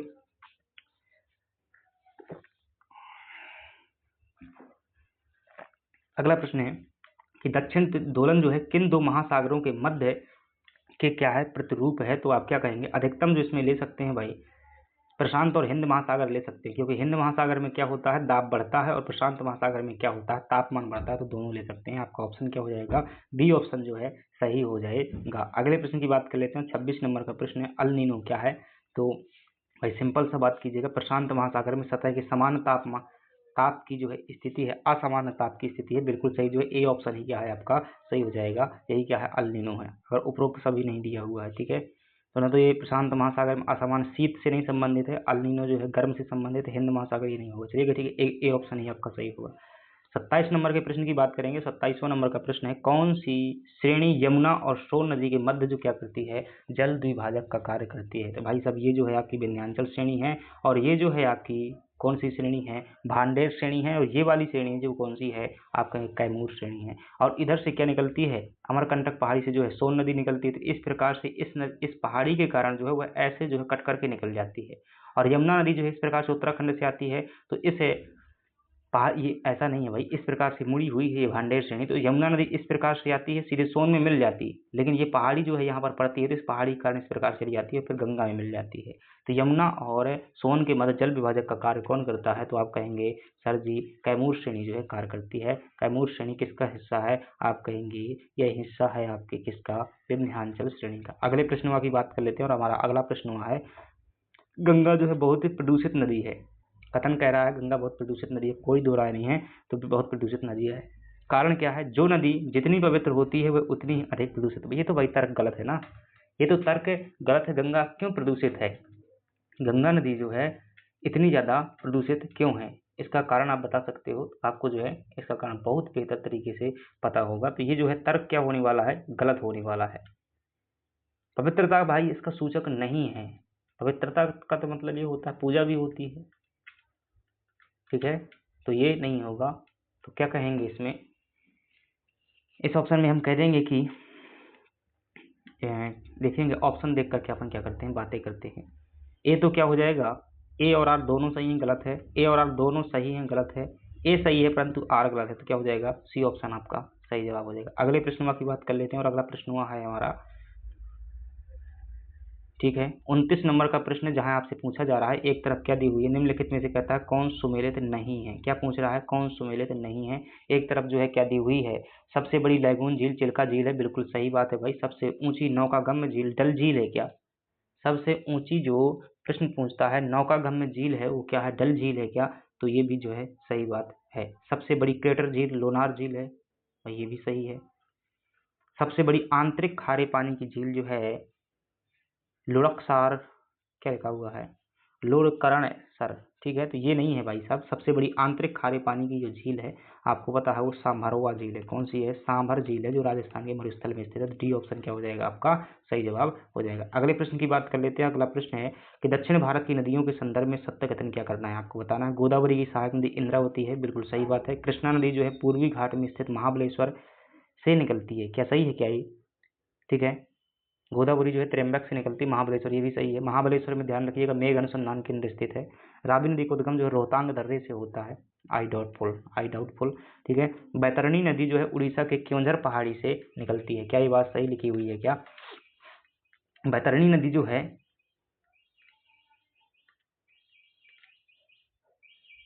कृष्णा नदी जो है पूर्वी घाट में, देखिएगा थोड़ा सा गौर करने की जरूरत है यहाँ पर। ये भी सही लिखा हुआ है, ये भी सही लिखा हुआ है, लेकिन मैं देखिए गलती कर गया। अब यहाँ पर इस पढ़ेंगे सही उत्तर क्या है आपका, ये जवाब है। आप कहेंगे सही तो बिल्कुल लिखा हुआ है, महाबलेश्वर पहाड़ी से निकलती है, बिल्कुल सही बात है, महाबलेश्वर पहाड़ी से निकलती है। लेकिन गौर कीजिएगा यहाँ पर कौन सा घाट लिखा हुआ, पूर्वी घाट लिखा हुआ, और ये कहाँ से निकलती है? पश्चिमी घाट से निकलती है। चीज़ों को ध्यान रखिएगा, आंखें जो है थोड़ा थोड़ा धोखा खा जाती हैं। तो ऐसे जो है वैज्ञानिक शब्दावली दी जाती है। और एक बात ध्यान रखना, जितना सिंपल सरल प्रश्न देखे वो साइंटिफिक तरीके से बनाए जाते हैं, कि उसमें अगर एक बार में पढ़ोगे तो गलती हो जाएगी। ठीक है, तो उनमें धोखा होता है शब्दों में, तो उन्हें 2 बार पढ़ लीजिएगा। अगर लगे कि बहुत लड्डू प्रश्न पूछ रहा है एमपीपीएससी, तो लड्डू नहीं होते हैं, लड्डू आपको खिलाने के लिए होते हैं।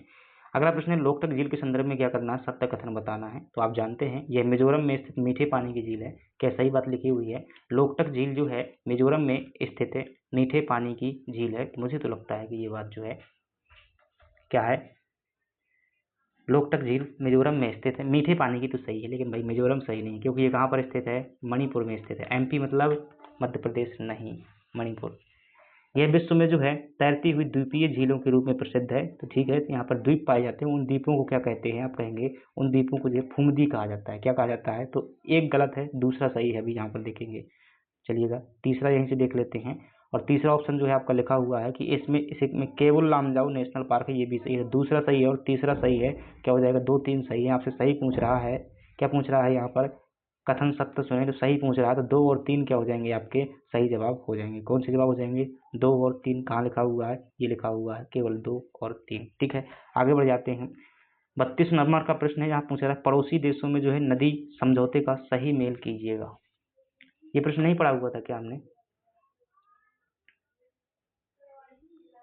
चलिएगा कहाँ से पढ़ा होगा भैया, आगे का प्रश्न, पीछे का थोड़ी ना है। पड़ोसी देशों में क्या करना है? नदी समझौते का जो है सही मेल जो है आपको क्या करना है? चुनना है। ठीक है, तो नेपाल में जो है पड़ोसी देशों को नदी समझौते के संबंध में, ठीक है, नेपाल से कौन सी नदी को लेकर के समझौता किया गया है, ये बात जो है आपको बताना है। और भी जो दूसरे देश हैं उनसे कौन सी नदी को लेकर के समझौता किया गया है, ऐसा। चलिएगा मामला ठीक है भाई, मुझे लगता, मैं डर गया था कि कुछ हो न जाए। चलिएगा देखिएगा, बांग्लादेश से जो है शारदा नदी समझौता किया गया है। ये आपको बताना है कि कौन से समझौते जो है सही हैं और कौन से गलत हैं। तो आप जो है इनमें से कहेंगे कि शारदा नदी जो समझौता है ये जो है बांग्लादेश से नहीं किया गया है। काली तिस्ता नदी का समझौता है यहाँ से। दूसरा आपका क्या हो जाएगा? गलत हो जाएगा। अगर दूसरा गलत हो जाएगा, दूसरा अगर गलत हो जाएगा तो क्या स्थिति होगी? ये वाली स्थिति हो जाएगी। सी ऑप्शन जो है आपका बिल्कुल सही जवाब हो जाएगा। अगर देखिएगा शारदा नदी की हम बात करें, शारदा जिसे महाकाली भी कहा जाता है, यह समझौता जो है भारत और नेपाल के साथ में, किसके साथ में है? भारत और नेपाल के साथ में किया गया। भाई बच्चे भी क्या करते हैं? लड़ाई करते हैं। एक बार वो काला पानी विवाद आपने सुना होगा ना, काली नदी, ठीक है, काला पानी विवाद आपने सुना होगा, इसे डोकलाम विवाद भी कह देते हैं। और ठीक है, तो ये जो है नेपाल भी एक बार क्या कर रहा था? हमसे लड़ाई कर रहा था। चलिए अगली बात करते हैं। अगला प्रश्न है जो भारत की सबसे लंबी झील कौन सी है? तो आप कहेंगे जो वेम्बनाड झील है वो क्या है? भारत की सबसे लंबी झील है, जो कि केरल में स्थित है। कहीं दिया होगा ये ऑप्शन, ये दिया हुआ है, तो वेम्बनाड झील क्या हो जाएगा आपका? सही जवाब हो जाएगा। कहोगे कहाँ पर स्थित है? केरल में स्थित है। और इस नदी में आपको ध्यान रखना, सॉरी झील में जो है एक द्वीप स्थित है। और उस द्वीप, भाई इतना बड़ा द्वीप है कि यहाँ पर पूरा का पूरा खेल ग्राउंड स्थित है। और यहाँ पर बल्लम काली प्रतियोगिता होती है, जिसमें जवाहरलाल नेहरू ट्रॉफी मिलती है। ठीक है, अगली बात कर लेते हैं। प्रायद्वीप भारत की कौन सी नदी जो है अरब सागर में नहीं मिलती है? कहाँ नहीं मिलती? अरब सागर में नहीं मिलती। भाई कावेरी नदी जो है ना, ये कहाँ मिलती है? बंगाल की खाड़ी में मिलती है। पेरियार, नर्मदा, ताप्ती सभी अरब सागर में मिलती हैं, कावेरी जो है बंगाल की खाड़ी में मिलती है। अगली बढ़ जाते हैं। 35 नंबर का प्रश्न है, जहाँ से आपसे पूछा जा रहा है कौन सी पहाड़ियाँ जो है पश्चिम घाट के अंतर्गत शामिल हैं? कौन सी हैं? तो एक है नीलगिरी जो है ये मध्यवर्ती पहाड़ी है, पश्चिम घाट में नहीं आती है। नल्ला मल्ला ये जो है पूर्वी घाट की है। कार्डमम पहाड़ी ये पश्चिम घाट में हो जाएगी, हालांकि दूसरा दक्षिणी पहाड़ी। जवादी जो है पूर्वी घाट की है। तो एक और इसमें जो है आपकी 4 मुझे सही लग रहा है, कौन पश्चिम घाट में शामिल है। ठीक है, 1 और 4 तो कहीं दिया नहीं हुआ है। ठीक है, 2 जो है तो नीलगिरी को भी शामिल कर सकते हैं, हालांकि नीलगिरी क्या है मध्यवर्ती है, लेकिन ये पूर्वी घाट में नहीं आती है। तो देखिएगा हम लॉजिक लगाते हैं, तो ये जो है जवादी है ये पूर्वी घाट में, तो इसमें 5 दिया हुआ है वो गलत कर दिया, यानी कि सभी तो नहीं होने वाला है। ठीक है, अब जो है हम देखते हैं नल्ला मलाई पहाड़ी, ये भी जो है कहाँ पर स्थित है, पूर्वी घाट में स्थित, जिसमें 3 दिया हुआ उसे भी गलत कीजिएगा। तो आपको उत्तर क्या निकल रहा है, 1 2 4, यानी कि नीलगिरी को जो है पश्चिम घाट में शामिल हुआ मान सकते हैं। चलिएगा अगले प्रश्न की बात कर लेते हैं, और अगला प्रश्न है कि देखिएगा ऐसे ही उत्तर निकालना होता है, कई बार जो है सामान्य नियम जो है नहीं काम करते, वहाँ विशेष नियम काम करते हैं। वर्षा ऋतु में जो है तमिलनाडु के तट शुष्क रहने का कारण क्या है भाई, कहता है कि जो जब भारत में पानी बरसता है तो यहाँ जो है पानी नहीं बरसता है, ऐसा क्यों, ठंडियों में यहाँ पर ज़्यादा पानी बरसता है, तो आप क्या बताएंगे भाई साहब, जो है कुछ क्या होगा। ऐसे जो है मानसून यहाँ से आता है, इस प्रकार से आता है, तो केरल में तो वर्षा हो जाती है, लेकिन यहाँ पर खूब सारी पहाड़ियाँ स्थित हैं, तो इस प्रकार से मानसून निकल जाता है, तो यहाँ पर पानी नहीं बरस पाता, फिर अधवारे से घुसता है यहाँ से मानसून। ठीक है, नदी घाटियों से जो है मानसून एंटर करता है, तो क्या हो जाएगी, तट जो है बंगाल की खाड़ी के पवनों के क्या है, समांतर है। क्या कह रहा है, तट जो है बंगाल की खाड़ी के पवनों के समांतर है, क्या ये बात जो है सही लिखा हुआ है। चलिएगा अगले प्रश्न की, अगले तो अभी तो क्या करना है, हमें यही सॉल्व करना है। तो ये जो है बात बिल्कुल क्या लिखी हुई है, एक बात जो है सही लिखी, बंगाल की खाड़ी के जो है पवनों के समांतर है। ठीक है, इसलिए यहाँ पर जो मानसून नहीं आ पाता, पहली बात हो जाएगा। दूसरा प्रश्न कहता है यह अरब सागर शाखा के वृष्टि छाया क्षेत्र में, ये बात भी जो है सही है। तो क्या हो जाएगा आपका, दोनों ऑप्शन जो है सही हो जाएगा। क्या हो जाएगा आपका, सी ऑप्शन जो है सही हो जाएगा। देखिएगा अगर व्याख्या समझनी हो तो मैं क्या कर सकता हूँ भाई, ठीक है, समझा सकता हूँ क्या। चलिएगा देखिएगा, अगर हम बात करें दक्षिण पश्चिम मानसून की, जो अरब सागर शाखा है भारत की क्या होती है, ये पश्चिम तट से क्या होती है, टकराती है, यानी कि ये जो है मैंने भारत का मानचित्र बनाया, और इधर से जो मानसून आता है इसे क्या कहते हैं, दक्षिण पश्चिम शाखा कहते हैं। और ये जहाँ से टकराती है तो कहाँ टकराती है, इस प्रकार से टकराती है। ये कौन सा घाट है, पश्चिम घाट है, पश्चिम घाट से टकराती है, और पश्चिम घाट से टकराकर वर्षा करती है। यह हवा जो है पश्चिम घाट के ऊपर से गुजरती है, तो ये अपना अधिकांश नमी जो है खो देती है। ठीक है, फलस्वरूप जो है इधर की ओर जो हवा जा पाती है वो क्या बन जाती है, वृष्टि छाया क्षेत्र के रूप में बदल जाती है। इधर देखिएगा अगला प्रश्न, को समझ गए होंगे आप, इतने समझदार है, पहली बार थोड़ी ना जियोग्राफी पढ़ रहे होंगे मुझसे। ये टेस्ट सीरीज है भाई, और टेस्ट सीरीज में आप यह अपेक्षा लेकर के बैठे हुए हैं, मेरी बात है सुनिएगा, ध्यान से सुनिएगा, दिमाग खोल करके। अगर टेस्ट सीरीज में आप ये अपेक्षा लेकर के बैठे हुए हैं कि परीक्षा के टाइम पर टेस्ट सीरीज लगाएंगे और उसमें हम क्या करेंगे, बेसिक अपने क्लियर करेंगे, तो भाई ये परीक्षा की तैयारी का सही तरीका नहीं होता है। इस बात को आप दिमाग खोल करके सुन लीजिएगा। टेस्ट सीरीज है मतलब ये, मतलब हम टेस्ट दे रहे हैं, हमारा बहुत सारा बेसिक जो है पहले से क्लियर है, कुछ फैक्ट क्लियर नहीं है, तो उन्हें क्या करना है, सेटर के रूप में कार्य करें, सेट कर रहे हैं। ठीक है, तो छोटे छोटे कंसेप्ट में जो मुझसे गुस्सा मत दिखाइएगा मन ही मन में कि बता नहीं रहा है, तो क्योंकि ये टेस्ट सीरीज है, मैं टेस्ट सीरीज के नियम का पालन कर रहा हूँ, मैं समझदार हूँ। अगली बात करते हैं, आप समझदार बनिएगा। पर्वत श्रेणियों का जो पश्चिम से पूर्व की ओर क्या करना है, आपको सही क्रम बताना है। जो पहाड़ियां हैं उन्हें पश्चिम से पूर्व की ओर, यानी कि इस प्रकार से आपको क्या करना है, क्रम बताना है। महादेव पहाड़ी कहाँ पर पड़ती है, मध्य प्रदेश में पड़ती है। सतमाला पहाड़ी कहाँ पर पड़ती है, महाराष्ट्र में पड़ती है। कैमूर पहाड़ी, भाई साहब ये कैसे हम बता पाएंगे। रामगढ़ की पहाड़ी, अगर इनको थोड़ा सा जो लॉजिक, फिर से मैं कहूँगा कि यहाँ पर भी क्या करना पड़ेगा, आपको लॉजिक जो है लगाना पड़ेगा। ठीक है, तो सतमाला पहाड़ी देखेंगे, अगर भारत का मानचित्र बनाऊँ, ये सतमाला पहाड़ी जो है कहाँ पर पड़ती है, आप कहेंगे महाराष्ट्र में पड़ती है। ये जो है मध्य प्रदेश के होशंगाबाद में पड़ती है, मध्य प्रदेश के जो है होशंगाबाद में पड़ती है। कैमूर पहाड़ी जो मध्य प्रदेश के बहुत पूर्वी भाग में पड़ती है। और अगर रामगढ़ की पहाड़ी की बात करेंगे तो छत्तीसगढ़ में पड़ती है। अगर मोटा सा अपना दिमाग लगाएंगे तो उसमें कहेंगे कि भाई सबसे पहले सतमाला पहाड़ी है, क्योंकि ये जो है ज़्यादा पड़ती है, तो सबसे पहले सतमाला आएगी, 2 ऑप्शन सबसे पहले आएगा। भाई साहब हल्के प्रश्न मत लेना, बहुत खतरनाक दिया हुआ, ये नहीं होने वाला है। सतमाला के बाद में जो है महादेव आ जाएगा, तो 2 के बाद में पहला ऑप्शन आ जाएगा, 2 के बाद में पहला जो है यहाँ पर दिया हुआ, ये नहीं होने वाला है। तो फिर आ जाएगी आपकी कैमूर पहाड़ी। रामगढ़ सबसे बाद में आएगी ना, छत्तीसगढ़ सबसे बाद में आएगी। 4 जो है कहाँ पर दिया हुआ, 2 जगह पर दिया हुआ, वो पहले से गलत है, तो बी ऑप्शन जो है आपका क्या हो जाएगा, सही जवाब हो जाएगा। आगे बढ़ जाते हैं, अगला प्रश्न है किस झील पर जो है तैरता हुआ नेशनल पार्क है। तो आसान सा प्रश्न है, आप कहेंगे लोकटक झील पर जो है तैरता हुआ नेशनल पार्क पाया जाता है, जो कि कहाँ पर है, मणिपुर में। अगला प्रश्न है, आपसे पूछा जा रहा है कि भारत का सबसे, क्या पूछ रहा है, भारत का जो सबसे ऊंचवा जलप्रपात है वो कौन सा हुआ है, कौन सा है सबसे ऊंचा जलप्रपात। तो आप कहेंगे महात्मा गांधी जलप्रपात भाई साहब, मुझे तो जो अभी तक जो याद था ना वो क्या था, जोग जलप्रपात था, ठीक है। लेकिन ध्यान रखना कुंचिकल जलप्रपात जो है क्या है, ये भारत का सबसे ऊंचा जलप्रपात है और ये कहाँ पर मिलेगा आपको, आप कहेंगे कर्नाटक में मिलेगा। का ऊंचाई भी बताओ, शायद कोई लड़ाई करने लगा तो ध्यान रखिएगा। भारत का सबसे ऊंचा जलप्रपात है, 455 मीटर के लगभग जो है आपको क्या देखने को मिल जाएगी, ऊंचाई देखने को मिल जाएगी। आगे बढ़ जाते हैं। जोग जलप्रपात भी कर्नाटक में से, शिवसमुद्रम जलप्रपात जो है आपको तमिलनाडु में कावेरी नदी पर देखने को मिल जाएगा। अगले प्रश्न की बात कर लेते हैं और अगला प्रश्न है, भारत की सबसे ऊंचाई पर स्थित झील कौन सी है, ठीक है। भारत की सबसे ऊंचाई पर स्थित झील जो कौन सी है, चोलामू झील है। कहाँ पर स्थित है, ध्यान रखना, सिक्किम में स्थित है। पुलिकट झील जो है आंध्र प्रदेश तमिलनाडु में जाएगी, नागार्जुन झील आंध्र प्रदेश में जाएगी, रेणुका झील मुझे पता नहीं। अगली बात कर लेते हैं। अगला प्रश्न है जहाँ से पूछा जा रहा है कि कितने भारतीय प्रदेशों से होकर कर्क रेखा गुजरती है, तो आप क्या कहेंगे, 8 प्रदेशों से जो कर्क रेखा गुजरती है, 14 मध्य प्रदेश के जिलों से होकर गुजरती है। अगले प्रश्न की बात कर लेते हैं। 42 नंबर का प्रश्न है, भारत का सुदूर दक्षिणतम बिंदु जो है इंदिरा पॉइंट है, ये कहाँ पर स्थित है, कहाँ पर स्थित है। क्या पूछ रहा है आपसे कि इंदिरा पॉइंट जो है, जस्ट मिनट रुकेंगे,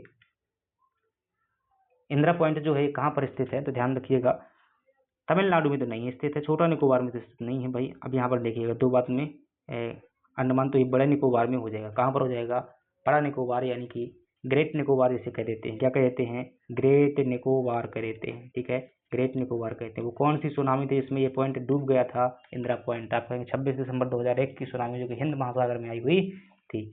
अगली बढ़ जाते हैं। और भारत का सबसे जो तमिलनाडु है ना, यहाँ पर कन्याकुमारी स्थित है, मुख्य भूमि का जो है दक्षिणतम बिंदु। अगली बात कर लेते हैं और अगला प्रश्न है, डूरंड लाइन जो है किसके मध्य में खींची गई थी। आप क्या कहेंगे, जब जो है अफगानिस्तान इधर हुआ करता था, पाकिस्तान इधर हुआ करता था, भारत इधर हुआ करता था, पाकिस्तान भारत दोनों एक होते थे, तो इनके विभाजन के मध्य में जो रेखा खींची गई थी उसे क्या कहते हैं, डूरंड रेखा कहते हैं। तो भारत और अफगानिस्तान हो जाएगा। अगले प्रश्न की बात कर लेते हैं और अगला प्रश्न है, किस राज्य की सीमा जो है तीन ओर से बांग्लादेश से घिरी हुई, तो वो राज्य हमारा क्या है, त्रिपुरा राज्य है, जो तीनों ओर से किससे घिरा हुआ है, बांग्लादेश से घिरा हुआ है। अगले प्रश्न की बात कर लेते हैं और अगला प्रश्न है, कौन सा राज्य जो है पूर्वोत्तर की 7 बहनों का सदस्य नहीं है। क्या कह रहा है, प्रश्न कहता है वह कौन सा राज्य है जो 7 बहनों का क्या है, सदस्य नहीं है, ठीक है, पूर्वोत्तर की 7 बहनों का सदस्य नहीं है। ऐसा भी होता है क्या, ठीक है। तो मुझे थोड़ा सा बहुत बड़ा ये टेंशन हो गया है कि मेघालय जो है पूर्वोत्तर भारत के 7 बहनों नामक राज्यों के समूह का एक, भाई साहब देखिएगा, वही तो मैं टेंशन में आ गया। यहाँ पर क्या पूछ रहा है, सदस्य है, ठीक है, क्या है, सदस्य है, नहीं है, नहीं पूछ रहा। तो मैं ये पश्चिम बंगाल नहीं है, ना ही उड़ीसा है, ना ही बिहार है, तो क्या हो जाएगा आपका, मेघालय जो है सदस्य है। अगली प्रश्न की बात कर लेते हैं। अगला प्रश्न है, किसके द्वारा भारत श्रीलंका से जो है अलग होता है, तो आप कहेंगे पाक जलडमरू मध्य से जो है भारत और श्रीलंका क्या होते हैं, अलग होते हैं। पाक जलडमरू मध्य मतलब जलडमरू मध्य जानते हैं ना, जो क्या करते हैं, वह क्षेत्र जो 2 स्थल भागों को अलग कर देता है, पतला सा जल का क्षेत्र होता है। भारत तथा पाकिस्तान के मध्य सीमा रेखा, भारत और पाकिस्तान के मध्य में जो सीमा रेखा है उस सीमा को क्या कहते हैं, आप क्या कहेंगे, उस सीमा को जो है अध्यारोपित सीमा कहा जाता है। कौन सीमा कहा जाता है, अध्यारोपित सीमा कहा जाता है। जो सीमा बाद में बनाई जाती है उसे क्या कहते हैं, अध्यारोपित सीमा कहते हैं। और जो है यह ब्रिटिश सरकार द्वारा क्या की गई थी, सर सिडनी जो है रोलेट द्वारा बनाई गई, सर सिडनी रोलेट नाम है उनका, या फिर रेडक्लिफ, सर सिडनी रेडक्लिफ द्वारा जो है बनाई गई थी। अगले प्रश्न की बात कर लेते हैं। 48 नंबर का प्रश्न है जहां आपसे पूछ रहा है, भारत का कौन सा राज्य है अधिकतम राज्यों से क्या करता है, सीमा को स्पर्श करता है। दिए गए ऑप्शन में अगर बात करेंगे, उत्तर प्रदेश जो सबसे ज्यादा राज्यों से सीमा को स्पर्श करता है, और दूसरा राज्य कौन सा है, आप कहेंगे असम जो है दूसरा राज्य है। अगले प्रश्न की बात कर लेते हैं और अगला प्रश्न है जहाँ आपसे जो है पूछा जा रहा है वो प्रश्न में कि पड़ोसी देशों के साथ अंतर्राष्ट्रीय सीमा विस्तार का क्या बताइएगा, आरोही क्रम बताइएगा, यानी कि सबसे ज्यादा जो सीमा साझा करता है वो सबसे बाद में आएगा। सबसे ज्यादा सीमा साझा करने वाला क्या है, बांग्लादेश, और बांग्लादेश सबसे अंत में दिया हुआ है। तो एक में से जो हम क्या करेंगे, उत्तर निकालने का प्रयास करेंगे, और डी ऑप्शन क्या हो जाएगा आपका, हो जाएगा, ताकि हम जल्दी से बता करके आगे बढ़ सके। सही कह रहा हूँ, एक ही नहीं है भाई, 2 जगह दिया हुआ है बांग्लादेश, ठीक है। तो यहाँ पर दिया, अभी रुकिएगा, उत्तर गलत हो जाएगा, ठीक है। बांग्लादेश के बाद क्या हो जाएगा, चीन हो जाएगा और नेपाल हो जाएगा, चीन नेपाल बच्चे पा ने, ठीक है। तो पाकिस्तान आएगा, क्या हो जाएगा, बी ऑप्शन हो जाएगा। अगर देखिएगा, मुझे याद है भाई, इनकी अच्छी पूरी से भी याद है, हमने आपको बताया बांग्लादेश से सीमा जो कितनी साझा करता है, 4096 किलोमीटर भारत की सीमा है। चीन से जो है 3488 किलोमीटर है, चमगादड़ चीन से, नल्ला पाकिस्तान से अगर बात करें तो ये जो है 3323 किलोमीटर यानी कि लगभग 3300 किलोमीटर है। और नेपाल से बात करें 1751 किलोमीटर है। म्यांमार से बात करें 1641 किलोमीटर है। भूटान से बात करें 699 किलोमीटर है। और सबसे कम अफगानिस्तान वहाँ से है। कुल कितनी है? कुल सीमा जो है भारत की लगभग 15,000 किलोमीटर की सीमा जो है साझा करता है। आगे बढ़ जाऊँ क्या? आगे बढ़ जाते हैं। और अगला प्रश्न है, आपसे पूछ रहा है कि मैकमोहन रेखा जो है किन देशों को जो है विभक्त करती है? आप कहेंगे भारत है।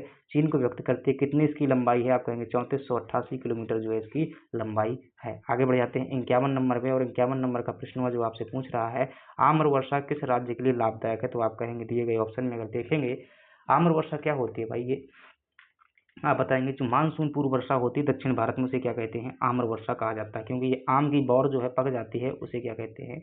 आम्र वर्षा कह देते हैं। तो डी ऑप्शन जो है केरल आपका क्या हो जाएगा? सही हो जाएगा। आगे बढ़ जाते हैं।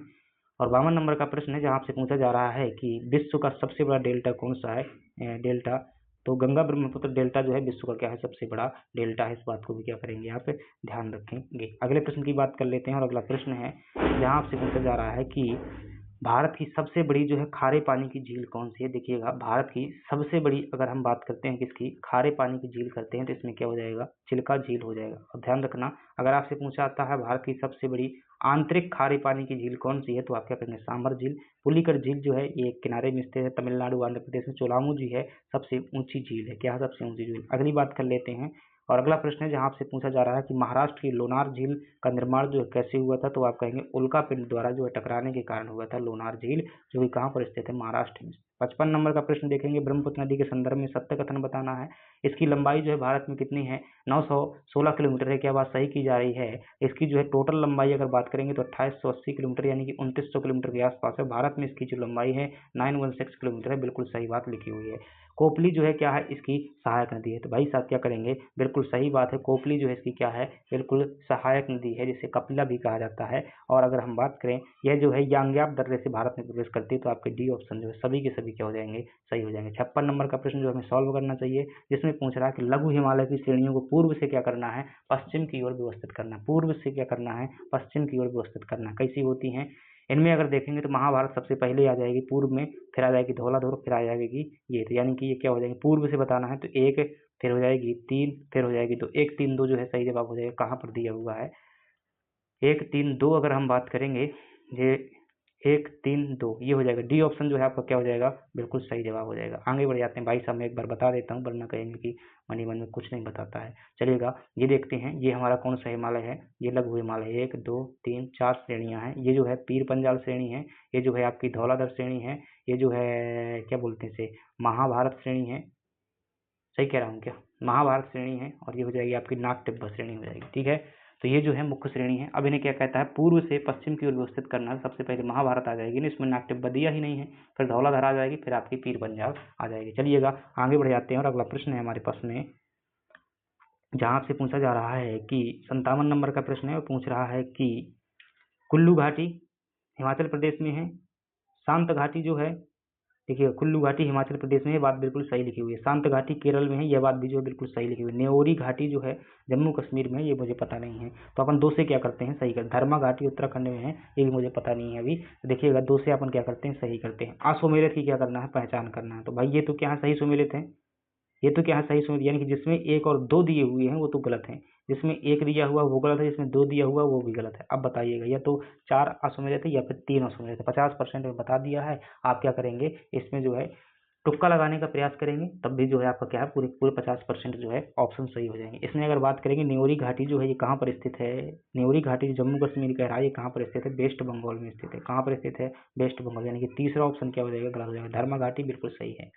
अगली बात कर लेते हैं, गोदावरी नदी का उद्गम जो है किस पहाड़ी से होता है? भाई साहब आप कहेंगे त्र्यंबक पहाड़ी से जो है गोदावरी का उद्गम होता है। 1465 किलोमीटर लंबाई है। दक्षिण की इसे क्या कहा जाता है? गंगा कहा जाता है। अगले प्रश्न की बात कर लेते हैं, विश्व की सबसे बड़ी खड़ी ढाल वाली जो है राकापोसी चोटी जो है किस श्रेणी में स्थित है? भाई साहब बात कर चुके हैं, चर्चा कर चुके हैं। अगर देखिएगा, मैं ये नहीं कह रहा हूँ कि भाई साहब मैं अपनी बहुत ज़्यादा प्रशंसा कर रहा हूँ, लेकिन आइडिया हो चुका है कि जो चीज़ें मैं कही थी कि वो हैं, तो एक जो है स्टैंडर्ड इंस्टीट्यूशन मानक संस्थान भी क्या करते हैं, वही चीज़ें जो है उनको टेस्ट सीरीज में दे रहे हैं। और ये चीज़ें अपन क्या बार बार चर्चा करते रहते हैं। तो ठीक है, तो वहीं पर हम आसपास चर्चा करते हैं जहाँ पर प्रश्न जो है आने की संभावना। राकापोसी किसकी श्रेणी पड़ी हुई थी? लद्दाख ठीक है। काराकोरम, लद्दाख, जास्कर 3 श्रृंखला थी। काराकोरम में पढ़ा था अपन ने जो है यहाँ पर क्या हो जाएगी, K2 गोडबेन ऑस्टिन, यहाँ पर हो जाएगी आपकी राकापोसी। ठीक है, तो राकापोसी जो है सबसे ज्यादा ढाल वाली चोटी है किसकी है, लद्दाख श्रेणी की जो है चोटी है, सबसे खड़ा ढाल जो इसमें देखने को मिल जाता है। अगला प्रश्न बात करते हैं, 60 नंबर का प्रश्न है, क्या करना है आपको, सुमेलित करना है हिमालय से संबंधित बातें, क्या करना है,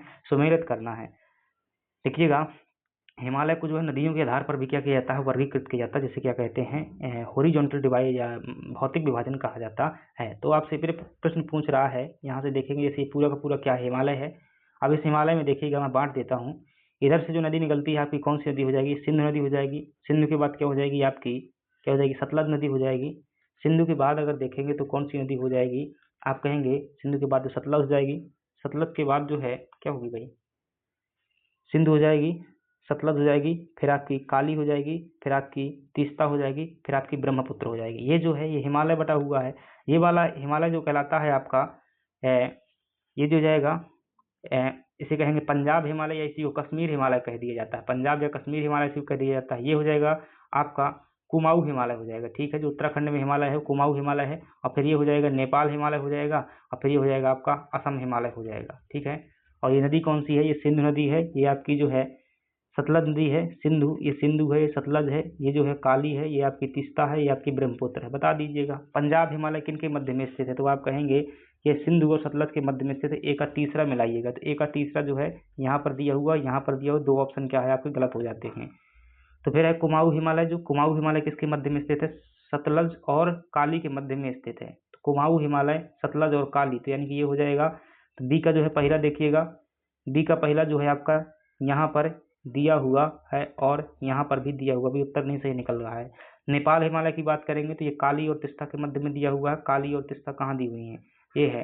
तो सी का जो है चौथा हो जाएगा, सी का चौथा जो है इधर दिया हुआ, ए ऑप्शन क्या हो जाएगा आपका सही जवाब हो जाएगा। अगले प्रश्न की बात कर लेते हैं, 61 नंबर का प्रश्न है, जहाँ आपसे पूछ रहा है कि सिंधु की सहायक नदियों को जो है पश्चिम से क्या करना है, आपको पूर्व की ओर व्यवस्थित करना है, यानी कि इधर से जो है इधर की ओर क्या करना है, व्यवस्थित करना है। ठीक है, कर पाएंगे ना।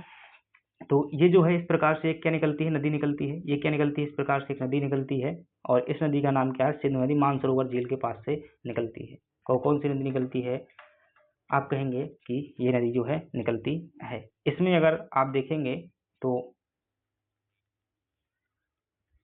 पश्चिम से क्या करना है, आपको पूर्व की ओर व्यवस्थित करना है सहायक नदियों को। सहायक नदियां भाई वहां पर बताएंगे जहां से ये मिलती हैं, जिस जगह पर मिलती हैं उस जगह से जैसे हम क्या करेंगे, तय करेंगे। तो इसकी जो है एक सहायक नदी है आपकी क्या, झेलम हो जाएगी। इसकी हो जाएगी झेलम के बाद जो है चिनाब हो जाएगी। चिनाब के बाद जो क्या हो जाएगी, रावी हो जाएगी। रावी के बाद जो है ब्यास हो जाएगी। ब्यास के बाद जो क्या हो जाएगी, सतलज हो जाएगी। तो इस प्रकार से क्या सहायक नदी। अब देखिएगा, सबसे भाई मोटा मोटा अंदाज है, मुझे पता है कि सिंधु की सबसे लंबी सहायक नदी है वो कौन सी है, चिनाब है। तो चिनाब ही क्या मिलेगी ना, सबसे बाद में मिलेगी ना। जो सबसे बाद में मिलेगी तो वही सबसे पश्चिम में होगी। ठीक है, सबसे पश्चिम में होगी। तो 5 देखिएगा सबसे पहले कहाँ दिया हुआ है, यहाँ पर दिया हुआ है। क्या सही हो रहा है क्या, क्या सही हो रहा है क्या, पांचवा ऑप्शन जो है पश्चिम से क्या करना है, पूर्व की ओर जो है आपको सुमेलित करने का कार्य करना है। चलिएगा जो थोड़ा सा इसका उत्तर जो है अपन लॉजिक लगाकर देखते हैं। इधर क्या है आपका,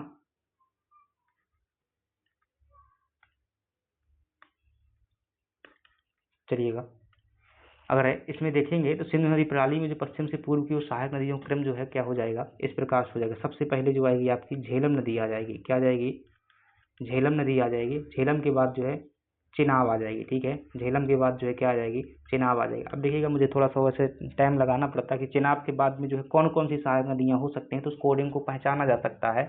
एक ऑप्शन से बस क्या है, ऐसे प्रश्न पहचाने जा सकते हैं। बस आपको थोड़ा सा आइडिया होना चाहिए कि चिनाब अगर पहले आ रही है तो झेलम उसके बाद में आ सकती है क्या, या फिर सतलज उसके बाद आ सकती है। जैसे रावी और ब्यास क्या है, ये बहुत छोटी छोटी नदियां हैं, तो ये तो इसके पहले नहीं आ सकती ना, चिनाब के पहले। यानी कि अगर ध्यान से देखेंगे तो रावी और ब्यास क्या है, बहुत छोटी नदियां हैं। किसमें दी हुई हैं, रावी और ब्यास 2 और 1 नंबर में दिए हुए, यानी कि 5 के पहले ये कभी नहीं आ सकते। जिस ऑप्शन में होंगे ये 5 के पहले, वो ऑप्शन गलत हो जाएगा। 5 के पहले देखिएगा यहाँ पर नहीं है, यहाँ पर भी नहीं है, और 5 के पहले जो है किसी में नहीं दिया हुआ। भाई सब प्रश्न जो है साधारण नहीं है, तो इसमें जो है थोड़ा सा लॉजिक लगाना पड़ता है। चलिएगा, तो यहाँ पर जो आपका ऑप्शन क्या हो जाएगा, डी सही हो जाएगा। अगले प्रश्न की बात कर लेते हैं।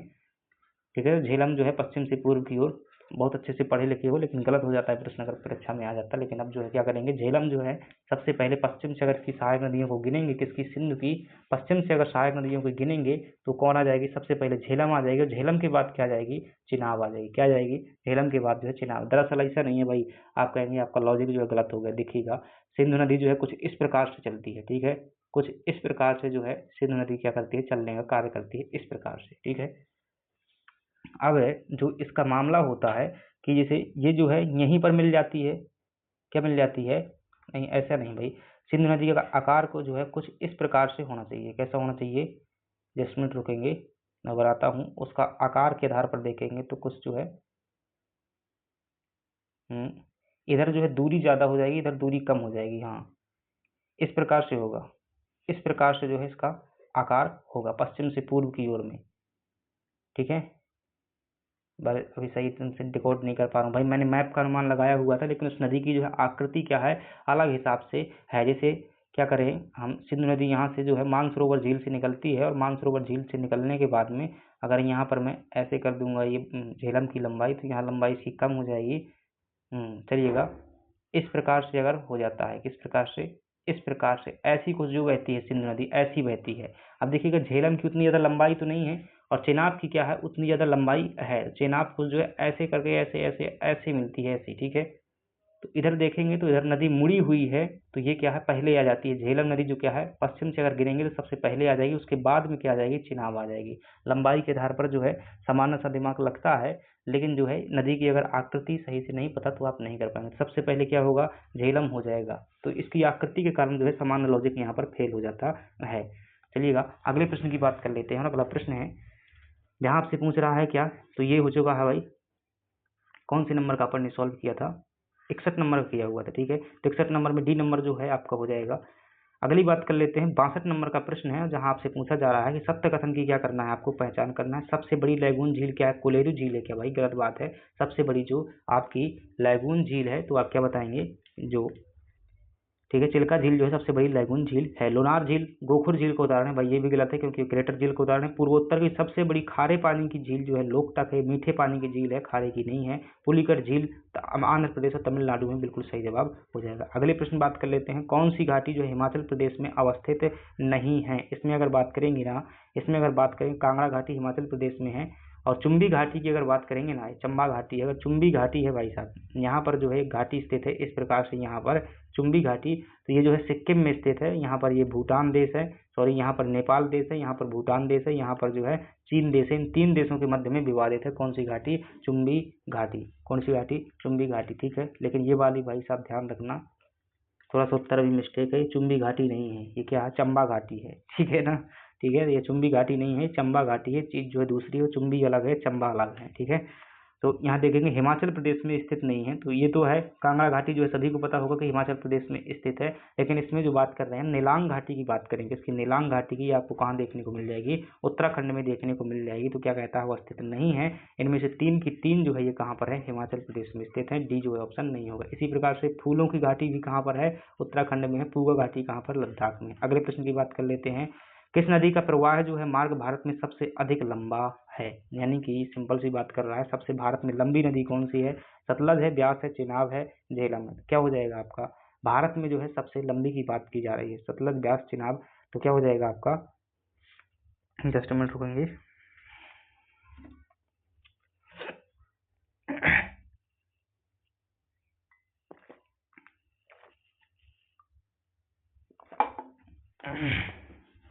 चलिएगा, तो भारत में जो सबसे लंबा मार्ग रहने वाला है वो कौन सा है, आप कहेंगे सतलज नदी का जो है भारत में सबसे लंबा मार्ग है, जो कि कितना है, 1450 किलोमीटर आपको यहाँ पर देखने को मिल जाता है। अगर हम बात करें भारत में सिंधु नदी की लंबाई की बात करें, तो 1114 किलोमीटर जो है भारत में सिंधु देखने को मिल जाएगी। अगर हम बात करें रावी नदी की लंबाई, तो रावी जो है यहाँ पर है ही नहीं है। अगर मैं बात करूँ किसकी, चिनाब नदी की लंबाई की बात करूँ, चिनाब नदी जो है ये आपको जो है 1180 किलोमीटर देखने को मिल जाती है, ठीक है। वो 1400 के लगभग देखने को मिलती है। और अगर आगे ज़्यादा बात करनी है तो ज़्यादा बात करने की जरूरत नहीं है। आगे बढ़ जाते हैं, और 65 नंबर का प्रश्न है, जहाँ पर आपसे जो है पूछा जा रहा है 65 नंबर के प्रश्न में कि कौन सी गैस जो ग्लोबल वार्मिंग के लिए उत्तरदायी है। तो ध्यान रखिएगा, दिए गए ऑप्शन में क्या हो जाएगा, कार्बन डाइऑक्साइड जो है ग्लोबल वार्मिंग के लिए उत्तरदायी है, पर ध्यान रखना ये प्रदूषित गैस नहीं है, प्रदूषण नहीं करती है, इसकी ज्यादा मात्रा जो है तापमान को क्या करती है, बढ़ाती है। 66 नंबर के प्रश्न की बात करेंगे। 66 नंबर पूछता है जलवायु परिवर्तन के गंभीर परिणाम जो है क्या हो सकते हैं। क्या प्रश्न पूछ रहा है कि जलवायु परिवर्तन के जो है गंभीर परिणाम बहुत से हो सकते हैं भाई, खतरनाक हो सकते हैं। तो इसमें अगर बात करेंगे कि क्या क्या हो सकते हैं, कि पानी की सुरक्षा, ठीक है, परिणाम हो सकती है। जलवायु परिवर्तन के जो है पानी की सुरक्षा होना चाहिए कि असुरक्षा होना चाहिए भाई, सब शायद गलत टाइपिंग है यहाँ पर, तो आप कहेंगे कि यहाँ पर जो है पानी की सुरक्षा का खतरा हो सकता है, ठीक है। और खाद्य सुरक्षा का भी क्या हो सकता है, खतरा हो सकता है। तटीय अपरदन हो सकता है, क्या ये भी हो सकता है। मृदा उपजाऊपन, भाई मृदा उपजाऊपन क्यों होगी, जलवायु परिवर्तन। स्वास्थ्य, ठीक है, तो इसमें जो क्या हो जाएगा 1 2 3 हो जाएगा। पानी यानी कि सुरक्षा का खतरा हो सकता है, और खाद्य सुरक्षा का खतरा हो सकता है, तटीय अपरदन का जो है खतरा हो सकता है। लेकिन अगर देखा जाए तो भाई स्वास्थ्य पर भी तो खतरा हो सकता है, नए नए बैक्टीरिया क्या लेते हैं, जन्म लेते हैं। तो 1 3 जो है कॉमन सही हो जाएगा, क्योंकि चौथा ऑप्शन नहीं हो सकता, तो चौथा इसमें दिया हो गलत कर दीजिएगा, ये गलत हो जाएगा। 1 2 3 5 भी जो है आपका सही हो सकता है, ठीक है। क्या होना चाहिए, ठीक है, कर्मा IAS में जो है ये उत्तर क्या माना गया है, ये ऑप्शन ऐसे सही माना गया है, लेकिन इसमें कोई दो राय नहीं भाई। इसमें जो है 1 2 3 5 भी हो सकता है, ठीक है। चलिएगा, ए ऑप्शन यहाँ पर सही है फिलहाल में। अगली बात करते हैं, बाकी परीक्षा में आ जाए तो अपना दिमाग खुद का खोलिएगा। अगला प्रश्न है जहाँ पर आपसे जो है पूछा गया है कि IPCC के अनुसार, यानी कि IPCC जो होता है ये क्या है भाई, जलवायु परिवर्तन संबंधित जो है कोई ये क्या है मामला है, के अनुसार जलवायु परिवर्तन से सर्वाधिक प्रभावित क्षेत्र कौन सा है। अगर हम बात करेंगे सर्वाधिक प्रभावित क्षेत्र क्या है, ये संस्था है विश्व की, वो क्या कहती है, सबसे ज्यादा जो प्रभावित क्षेत्र है ये क्या है, हिमालय और तटीय क्षेत्र क्या है, जलवायु परिवर्तन से सबसे ज्यादा प्रभावित है। अगले प्रश्न की बात करते हैं, ला नीना जो है स्थिति में, ला नीना क्या है, तो ध्यान रखिएगा, जब तापमान में क्या होती है, कमी होती है, यानी कि ठंडक होती है, तो उसे क्या कहते हैं, ला नीना कहते हैं। प्रशांत का जो है पूर्वी भाग क्या हो जाता है, शीतल हो जाता है, बिल्कुल सही बात है, क्या हो जाता है, प्रशांत महासागर का जो पूर्वी भाग क्या हो जाता है, शीतल हो जाता है, ठीक है। भारत में बाढ़ की संभावना है, ये भी सही है, क्योंकि पानी भारत में ज्यादा बरसता है।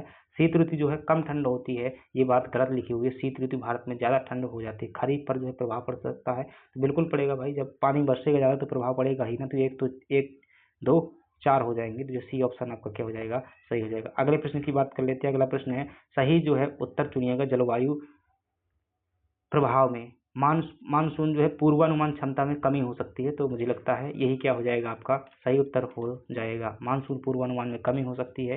हिमालय नदियों के जल प्रवाह में वृद्धि हो सकती है, वृद्धि तो नहीं होगी।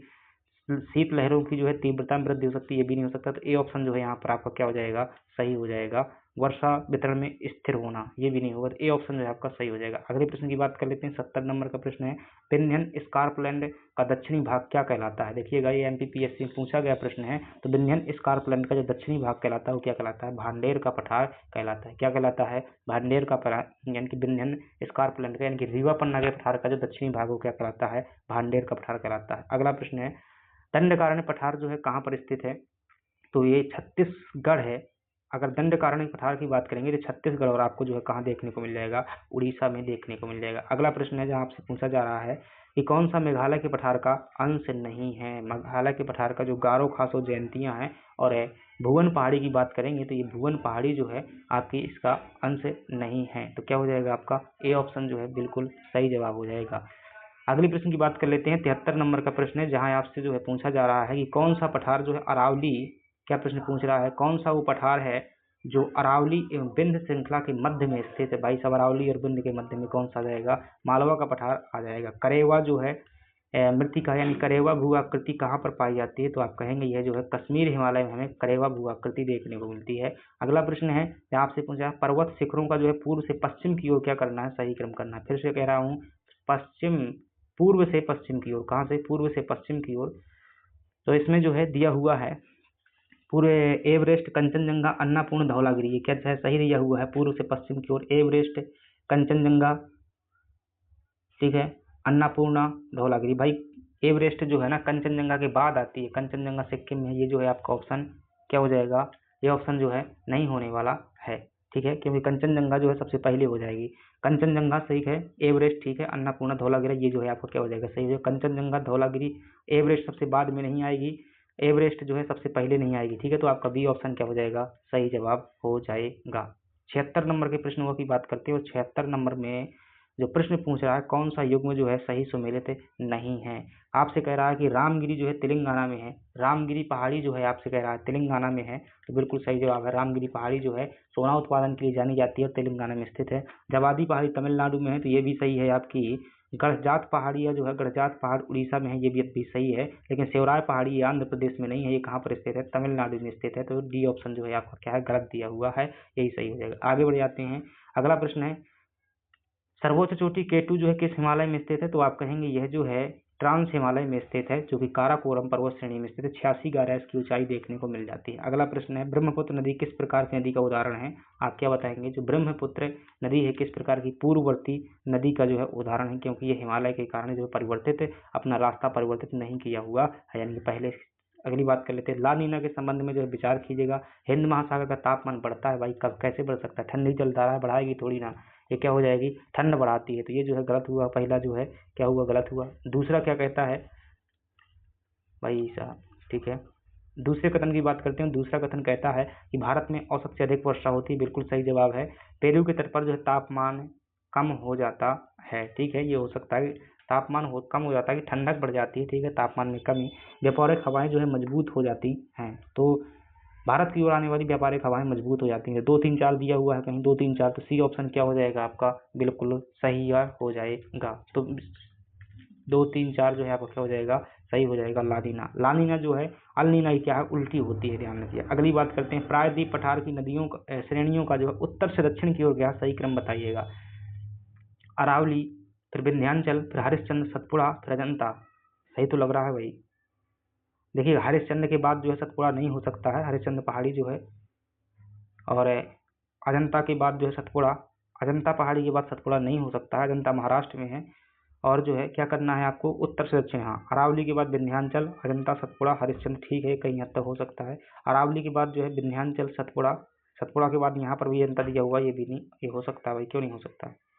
चलिएगा, तो इसमें जो है आपका सही जवाब अगर आप देखेंगे तो ये जो हो जाएगा आपका डी ऑप्शन जो है क्या हो जाएगा, सही हो जाएगा। इसमें से अगर हम बात करें कि कौन कहाँ पर स्थित है, ये सभी पता है आपको। अरावली जो है राजस्थान में स्थित है, विंध्याचल जो है मध्य प्रदेश में स्थित है, सतपुड़ा जो है मध्य प्रदेश के दक्षिणी भाग में स्थित है, अजंता जो है महाराष्ट्र में स्थित है, और ये भी कहाँ पर स्थित है आपकी, महाराष्ट्र में स्थित हरिश्चंद्र पहाड़ी भी। तो क्या करना है, इनको क्रम से लगाने का जो है कार्य करना है। अगली बात कर लेते हैं, अगला प्रश्न है 81 नंबर का चित्रकूट जलप्रपात जो है किस पठार में स्थित है। ध्यान रखना, चित्रकूट जलप्रपात जो है भाई साहब छत्तीसगढ़ में स्थित है। कहाँ पर स्थित है, चित्रकूट जलप्रपात जो है छत्तीसगढ़ में स्थित है। छत्तीसगढ़ में कौन सा पठार है, यहाँ पर दिए गए ऑप्शन में देखेंगे तो दंडकारण्य का पठार जो छत्तीसगढ़ में है, तो यही जवाब क्या हो जाएगा, सही जवाब हो जाएगा। 82 नंबर के प्रश्न की बात करते हैं। 82 नंबर का प्रश्न है कि काली बेली झील जो है कहाँ पर स्थित है, तो ध्यान रखिएगा काली बेली झील जो है ये कहाँ पर स्थित है भाई साहब, ध्यान रखना है, तमिलनाडु में जो है स्थित है। और ये जो तटीय झील का उदाहरण है, प्राय भारत के जो है बड़े आर्द्र भूमि यानी कि रामसर साइट में से जो है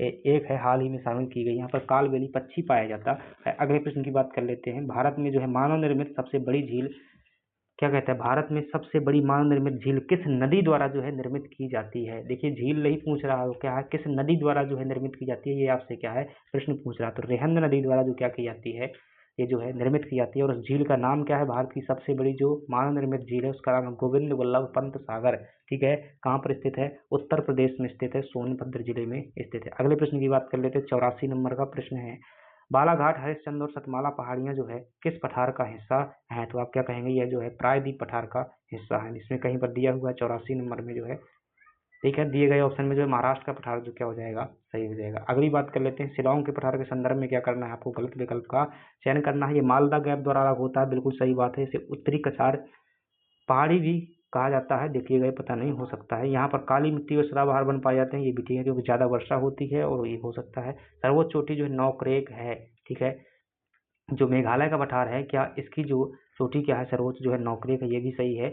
लेकिन यहाँ पर जो है इस पठार पर काली मिट्टी सदाबहार वन पाए जाते हैं, ये बात जो यहाँ पर गलत लिखी हुई है, क्योंकि यहाँ पर सदाबहार वन तो पाए जाते हैं, लेकिन ज्यादा वर्षा के कारण, जहाँ पर ज्यादा वर्षा होती है वहाँ पर मृदा जो है लेटराइट हो जाती है। क्या हो जाती है, लेटराइट होती है। उत्पत्ति और संरचना की दृष्टि से तो यहाँ पर काली मृदा हो सकती है, लेकिन ध्यान रखना ज्यादा वर्षा के कारण जो है यहाँ पर ये मामला गड़बड़ हो जाता है। अगले प्रश्न की बात कर लेते हैं। अगला प्रश्न है भारत की सबसे बड़ी जो भ्रंश घाटी से रिफ्ट वैली किसके अंतर्गत है, तो आप क्या कहेंगे, नर्मदा सोन घाटी के अंतर्गत जो भारत की सबसे बड़ी क्या हो जाएगी, रिफ्ट घाटी हो जाएगी। 87 नंबर का प्रश्न है, अबूझ पहाड़ियां किस राज्य में स्थित है, ये जो है आपके छत्तीसगढ़ में स्थित है, ध्यान रखिएगा। अगले प्रश्न की बात कर लेते हैं। 88 नंबर का प्रश्न है, डेल्टा दिए हुए हैं, क्या दिया हुआ है, झील दिया हुआ है और झील के प्रकार दिया हुआ है, कौन सी झील जो है किस प्रकार की झील का क्या है आपका उदाहरण है, बता पाएंगे क्या है आप, क्या इस प्रश्न को जो है आप बता पाएंगे। चलिएगा 88 नंबर में देखेंगे तो इसमें जो डेल्टाई झील का उदाहरण हो जाएगी आपकी, वो कौन सी हो जाएगी भाई, कोलेरू झील जो है कहीं तक हम डेल्टाई झील कह सकते हैं, क्योंकि ये भाई आंध्र प्रदेश में स्थित है, कृष्णा गोदावरी। वायु निर्मित झील जो है डिडवाना झील हो जाएगी, ये मरुस्थल वाली जो है डिडवाना झील हो जाएगी। हिमानी झील जो है कौन सी हो सकती है, तो ये आपकी जो है हिमानी झील हो जाएगी। लैगून झील जो हो जाएगी आपकी चिल्का हो जाएगी। मिला दीजिएगा। ए नंबर का तीसरा नंबर कहाँ दिया हुआ है, यहाँ पर भी दिया हुआ है, यहाँ पर भी। भाई साहब मैं इस बार उल्टा दिमाग लगाऊंगा, पीछे से मिलाऊंगा। डी नंबर में क्या है, डी का जो है आपको मिलाना है, डी का पहला मिलाना है। डी का पहला जो है यहाँ पर दिया हुआ, ये 2 ऑप्शन क्या कर दीजिएगा, गलत कीजिएगा।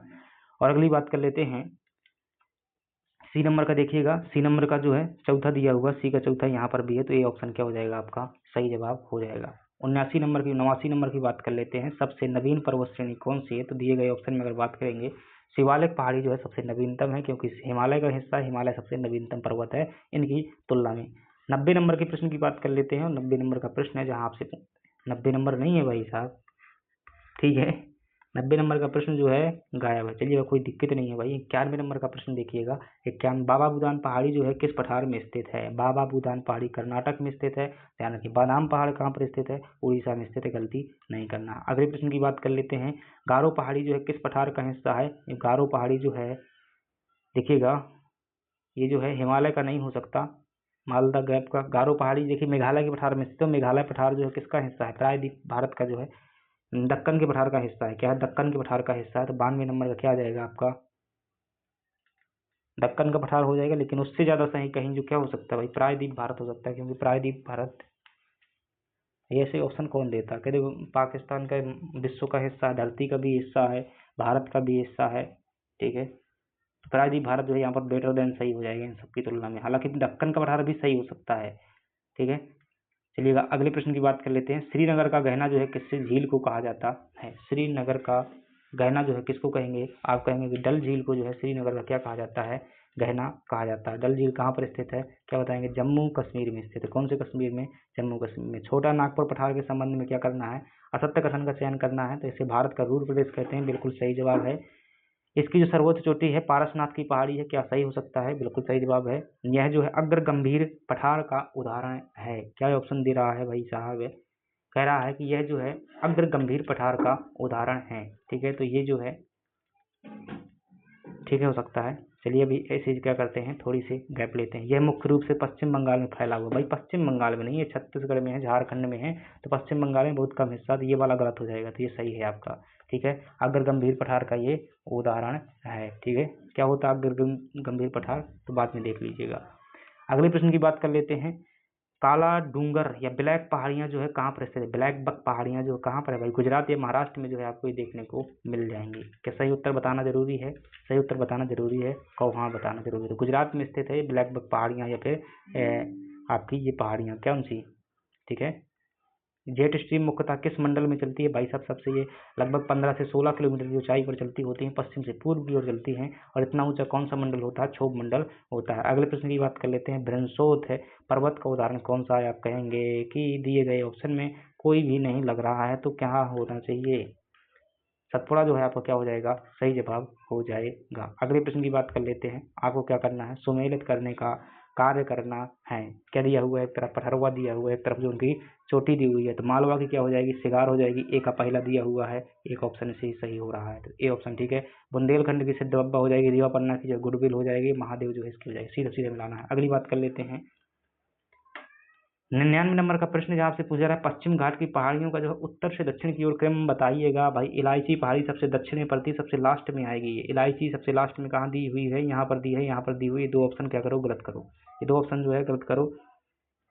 तो दिए गए ऑप्शन में देखिएगा, यहाँ पर देखेंगे इलायची पहाड़ी यहाँ भी है, यहाँ कहता है पहले नीलगिरी आएगी फिर अन्नामलाई आएगी, तो नीलगिरी पहले पड़ेगी ना, क्या पड़ेगी, पहले जो है नीलगिरी पड़ेगी, उसके बाद में जो है अन्नामलाई पड़ जाएगी, ठीक है। पहले नीलगिरी यहाँ पर दी हुई है, तो ये जो है ऑप्शन आपका सही हो जाएगा, ए ऑप्शन हुआ।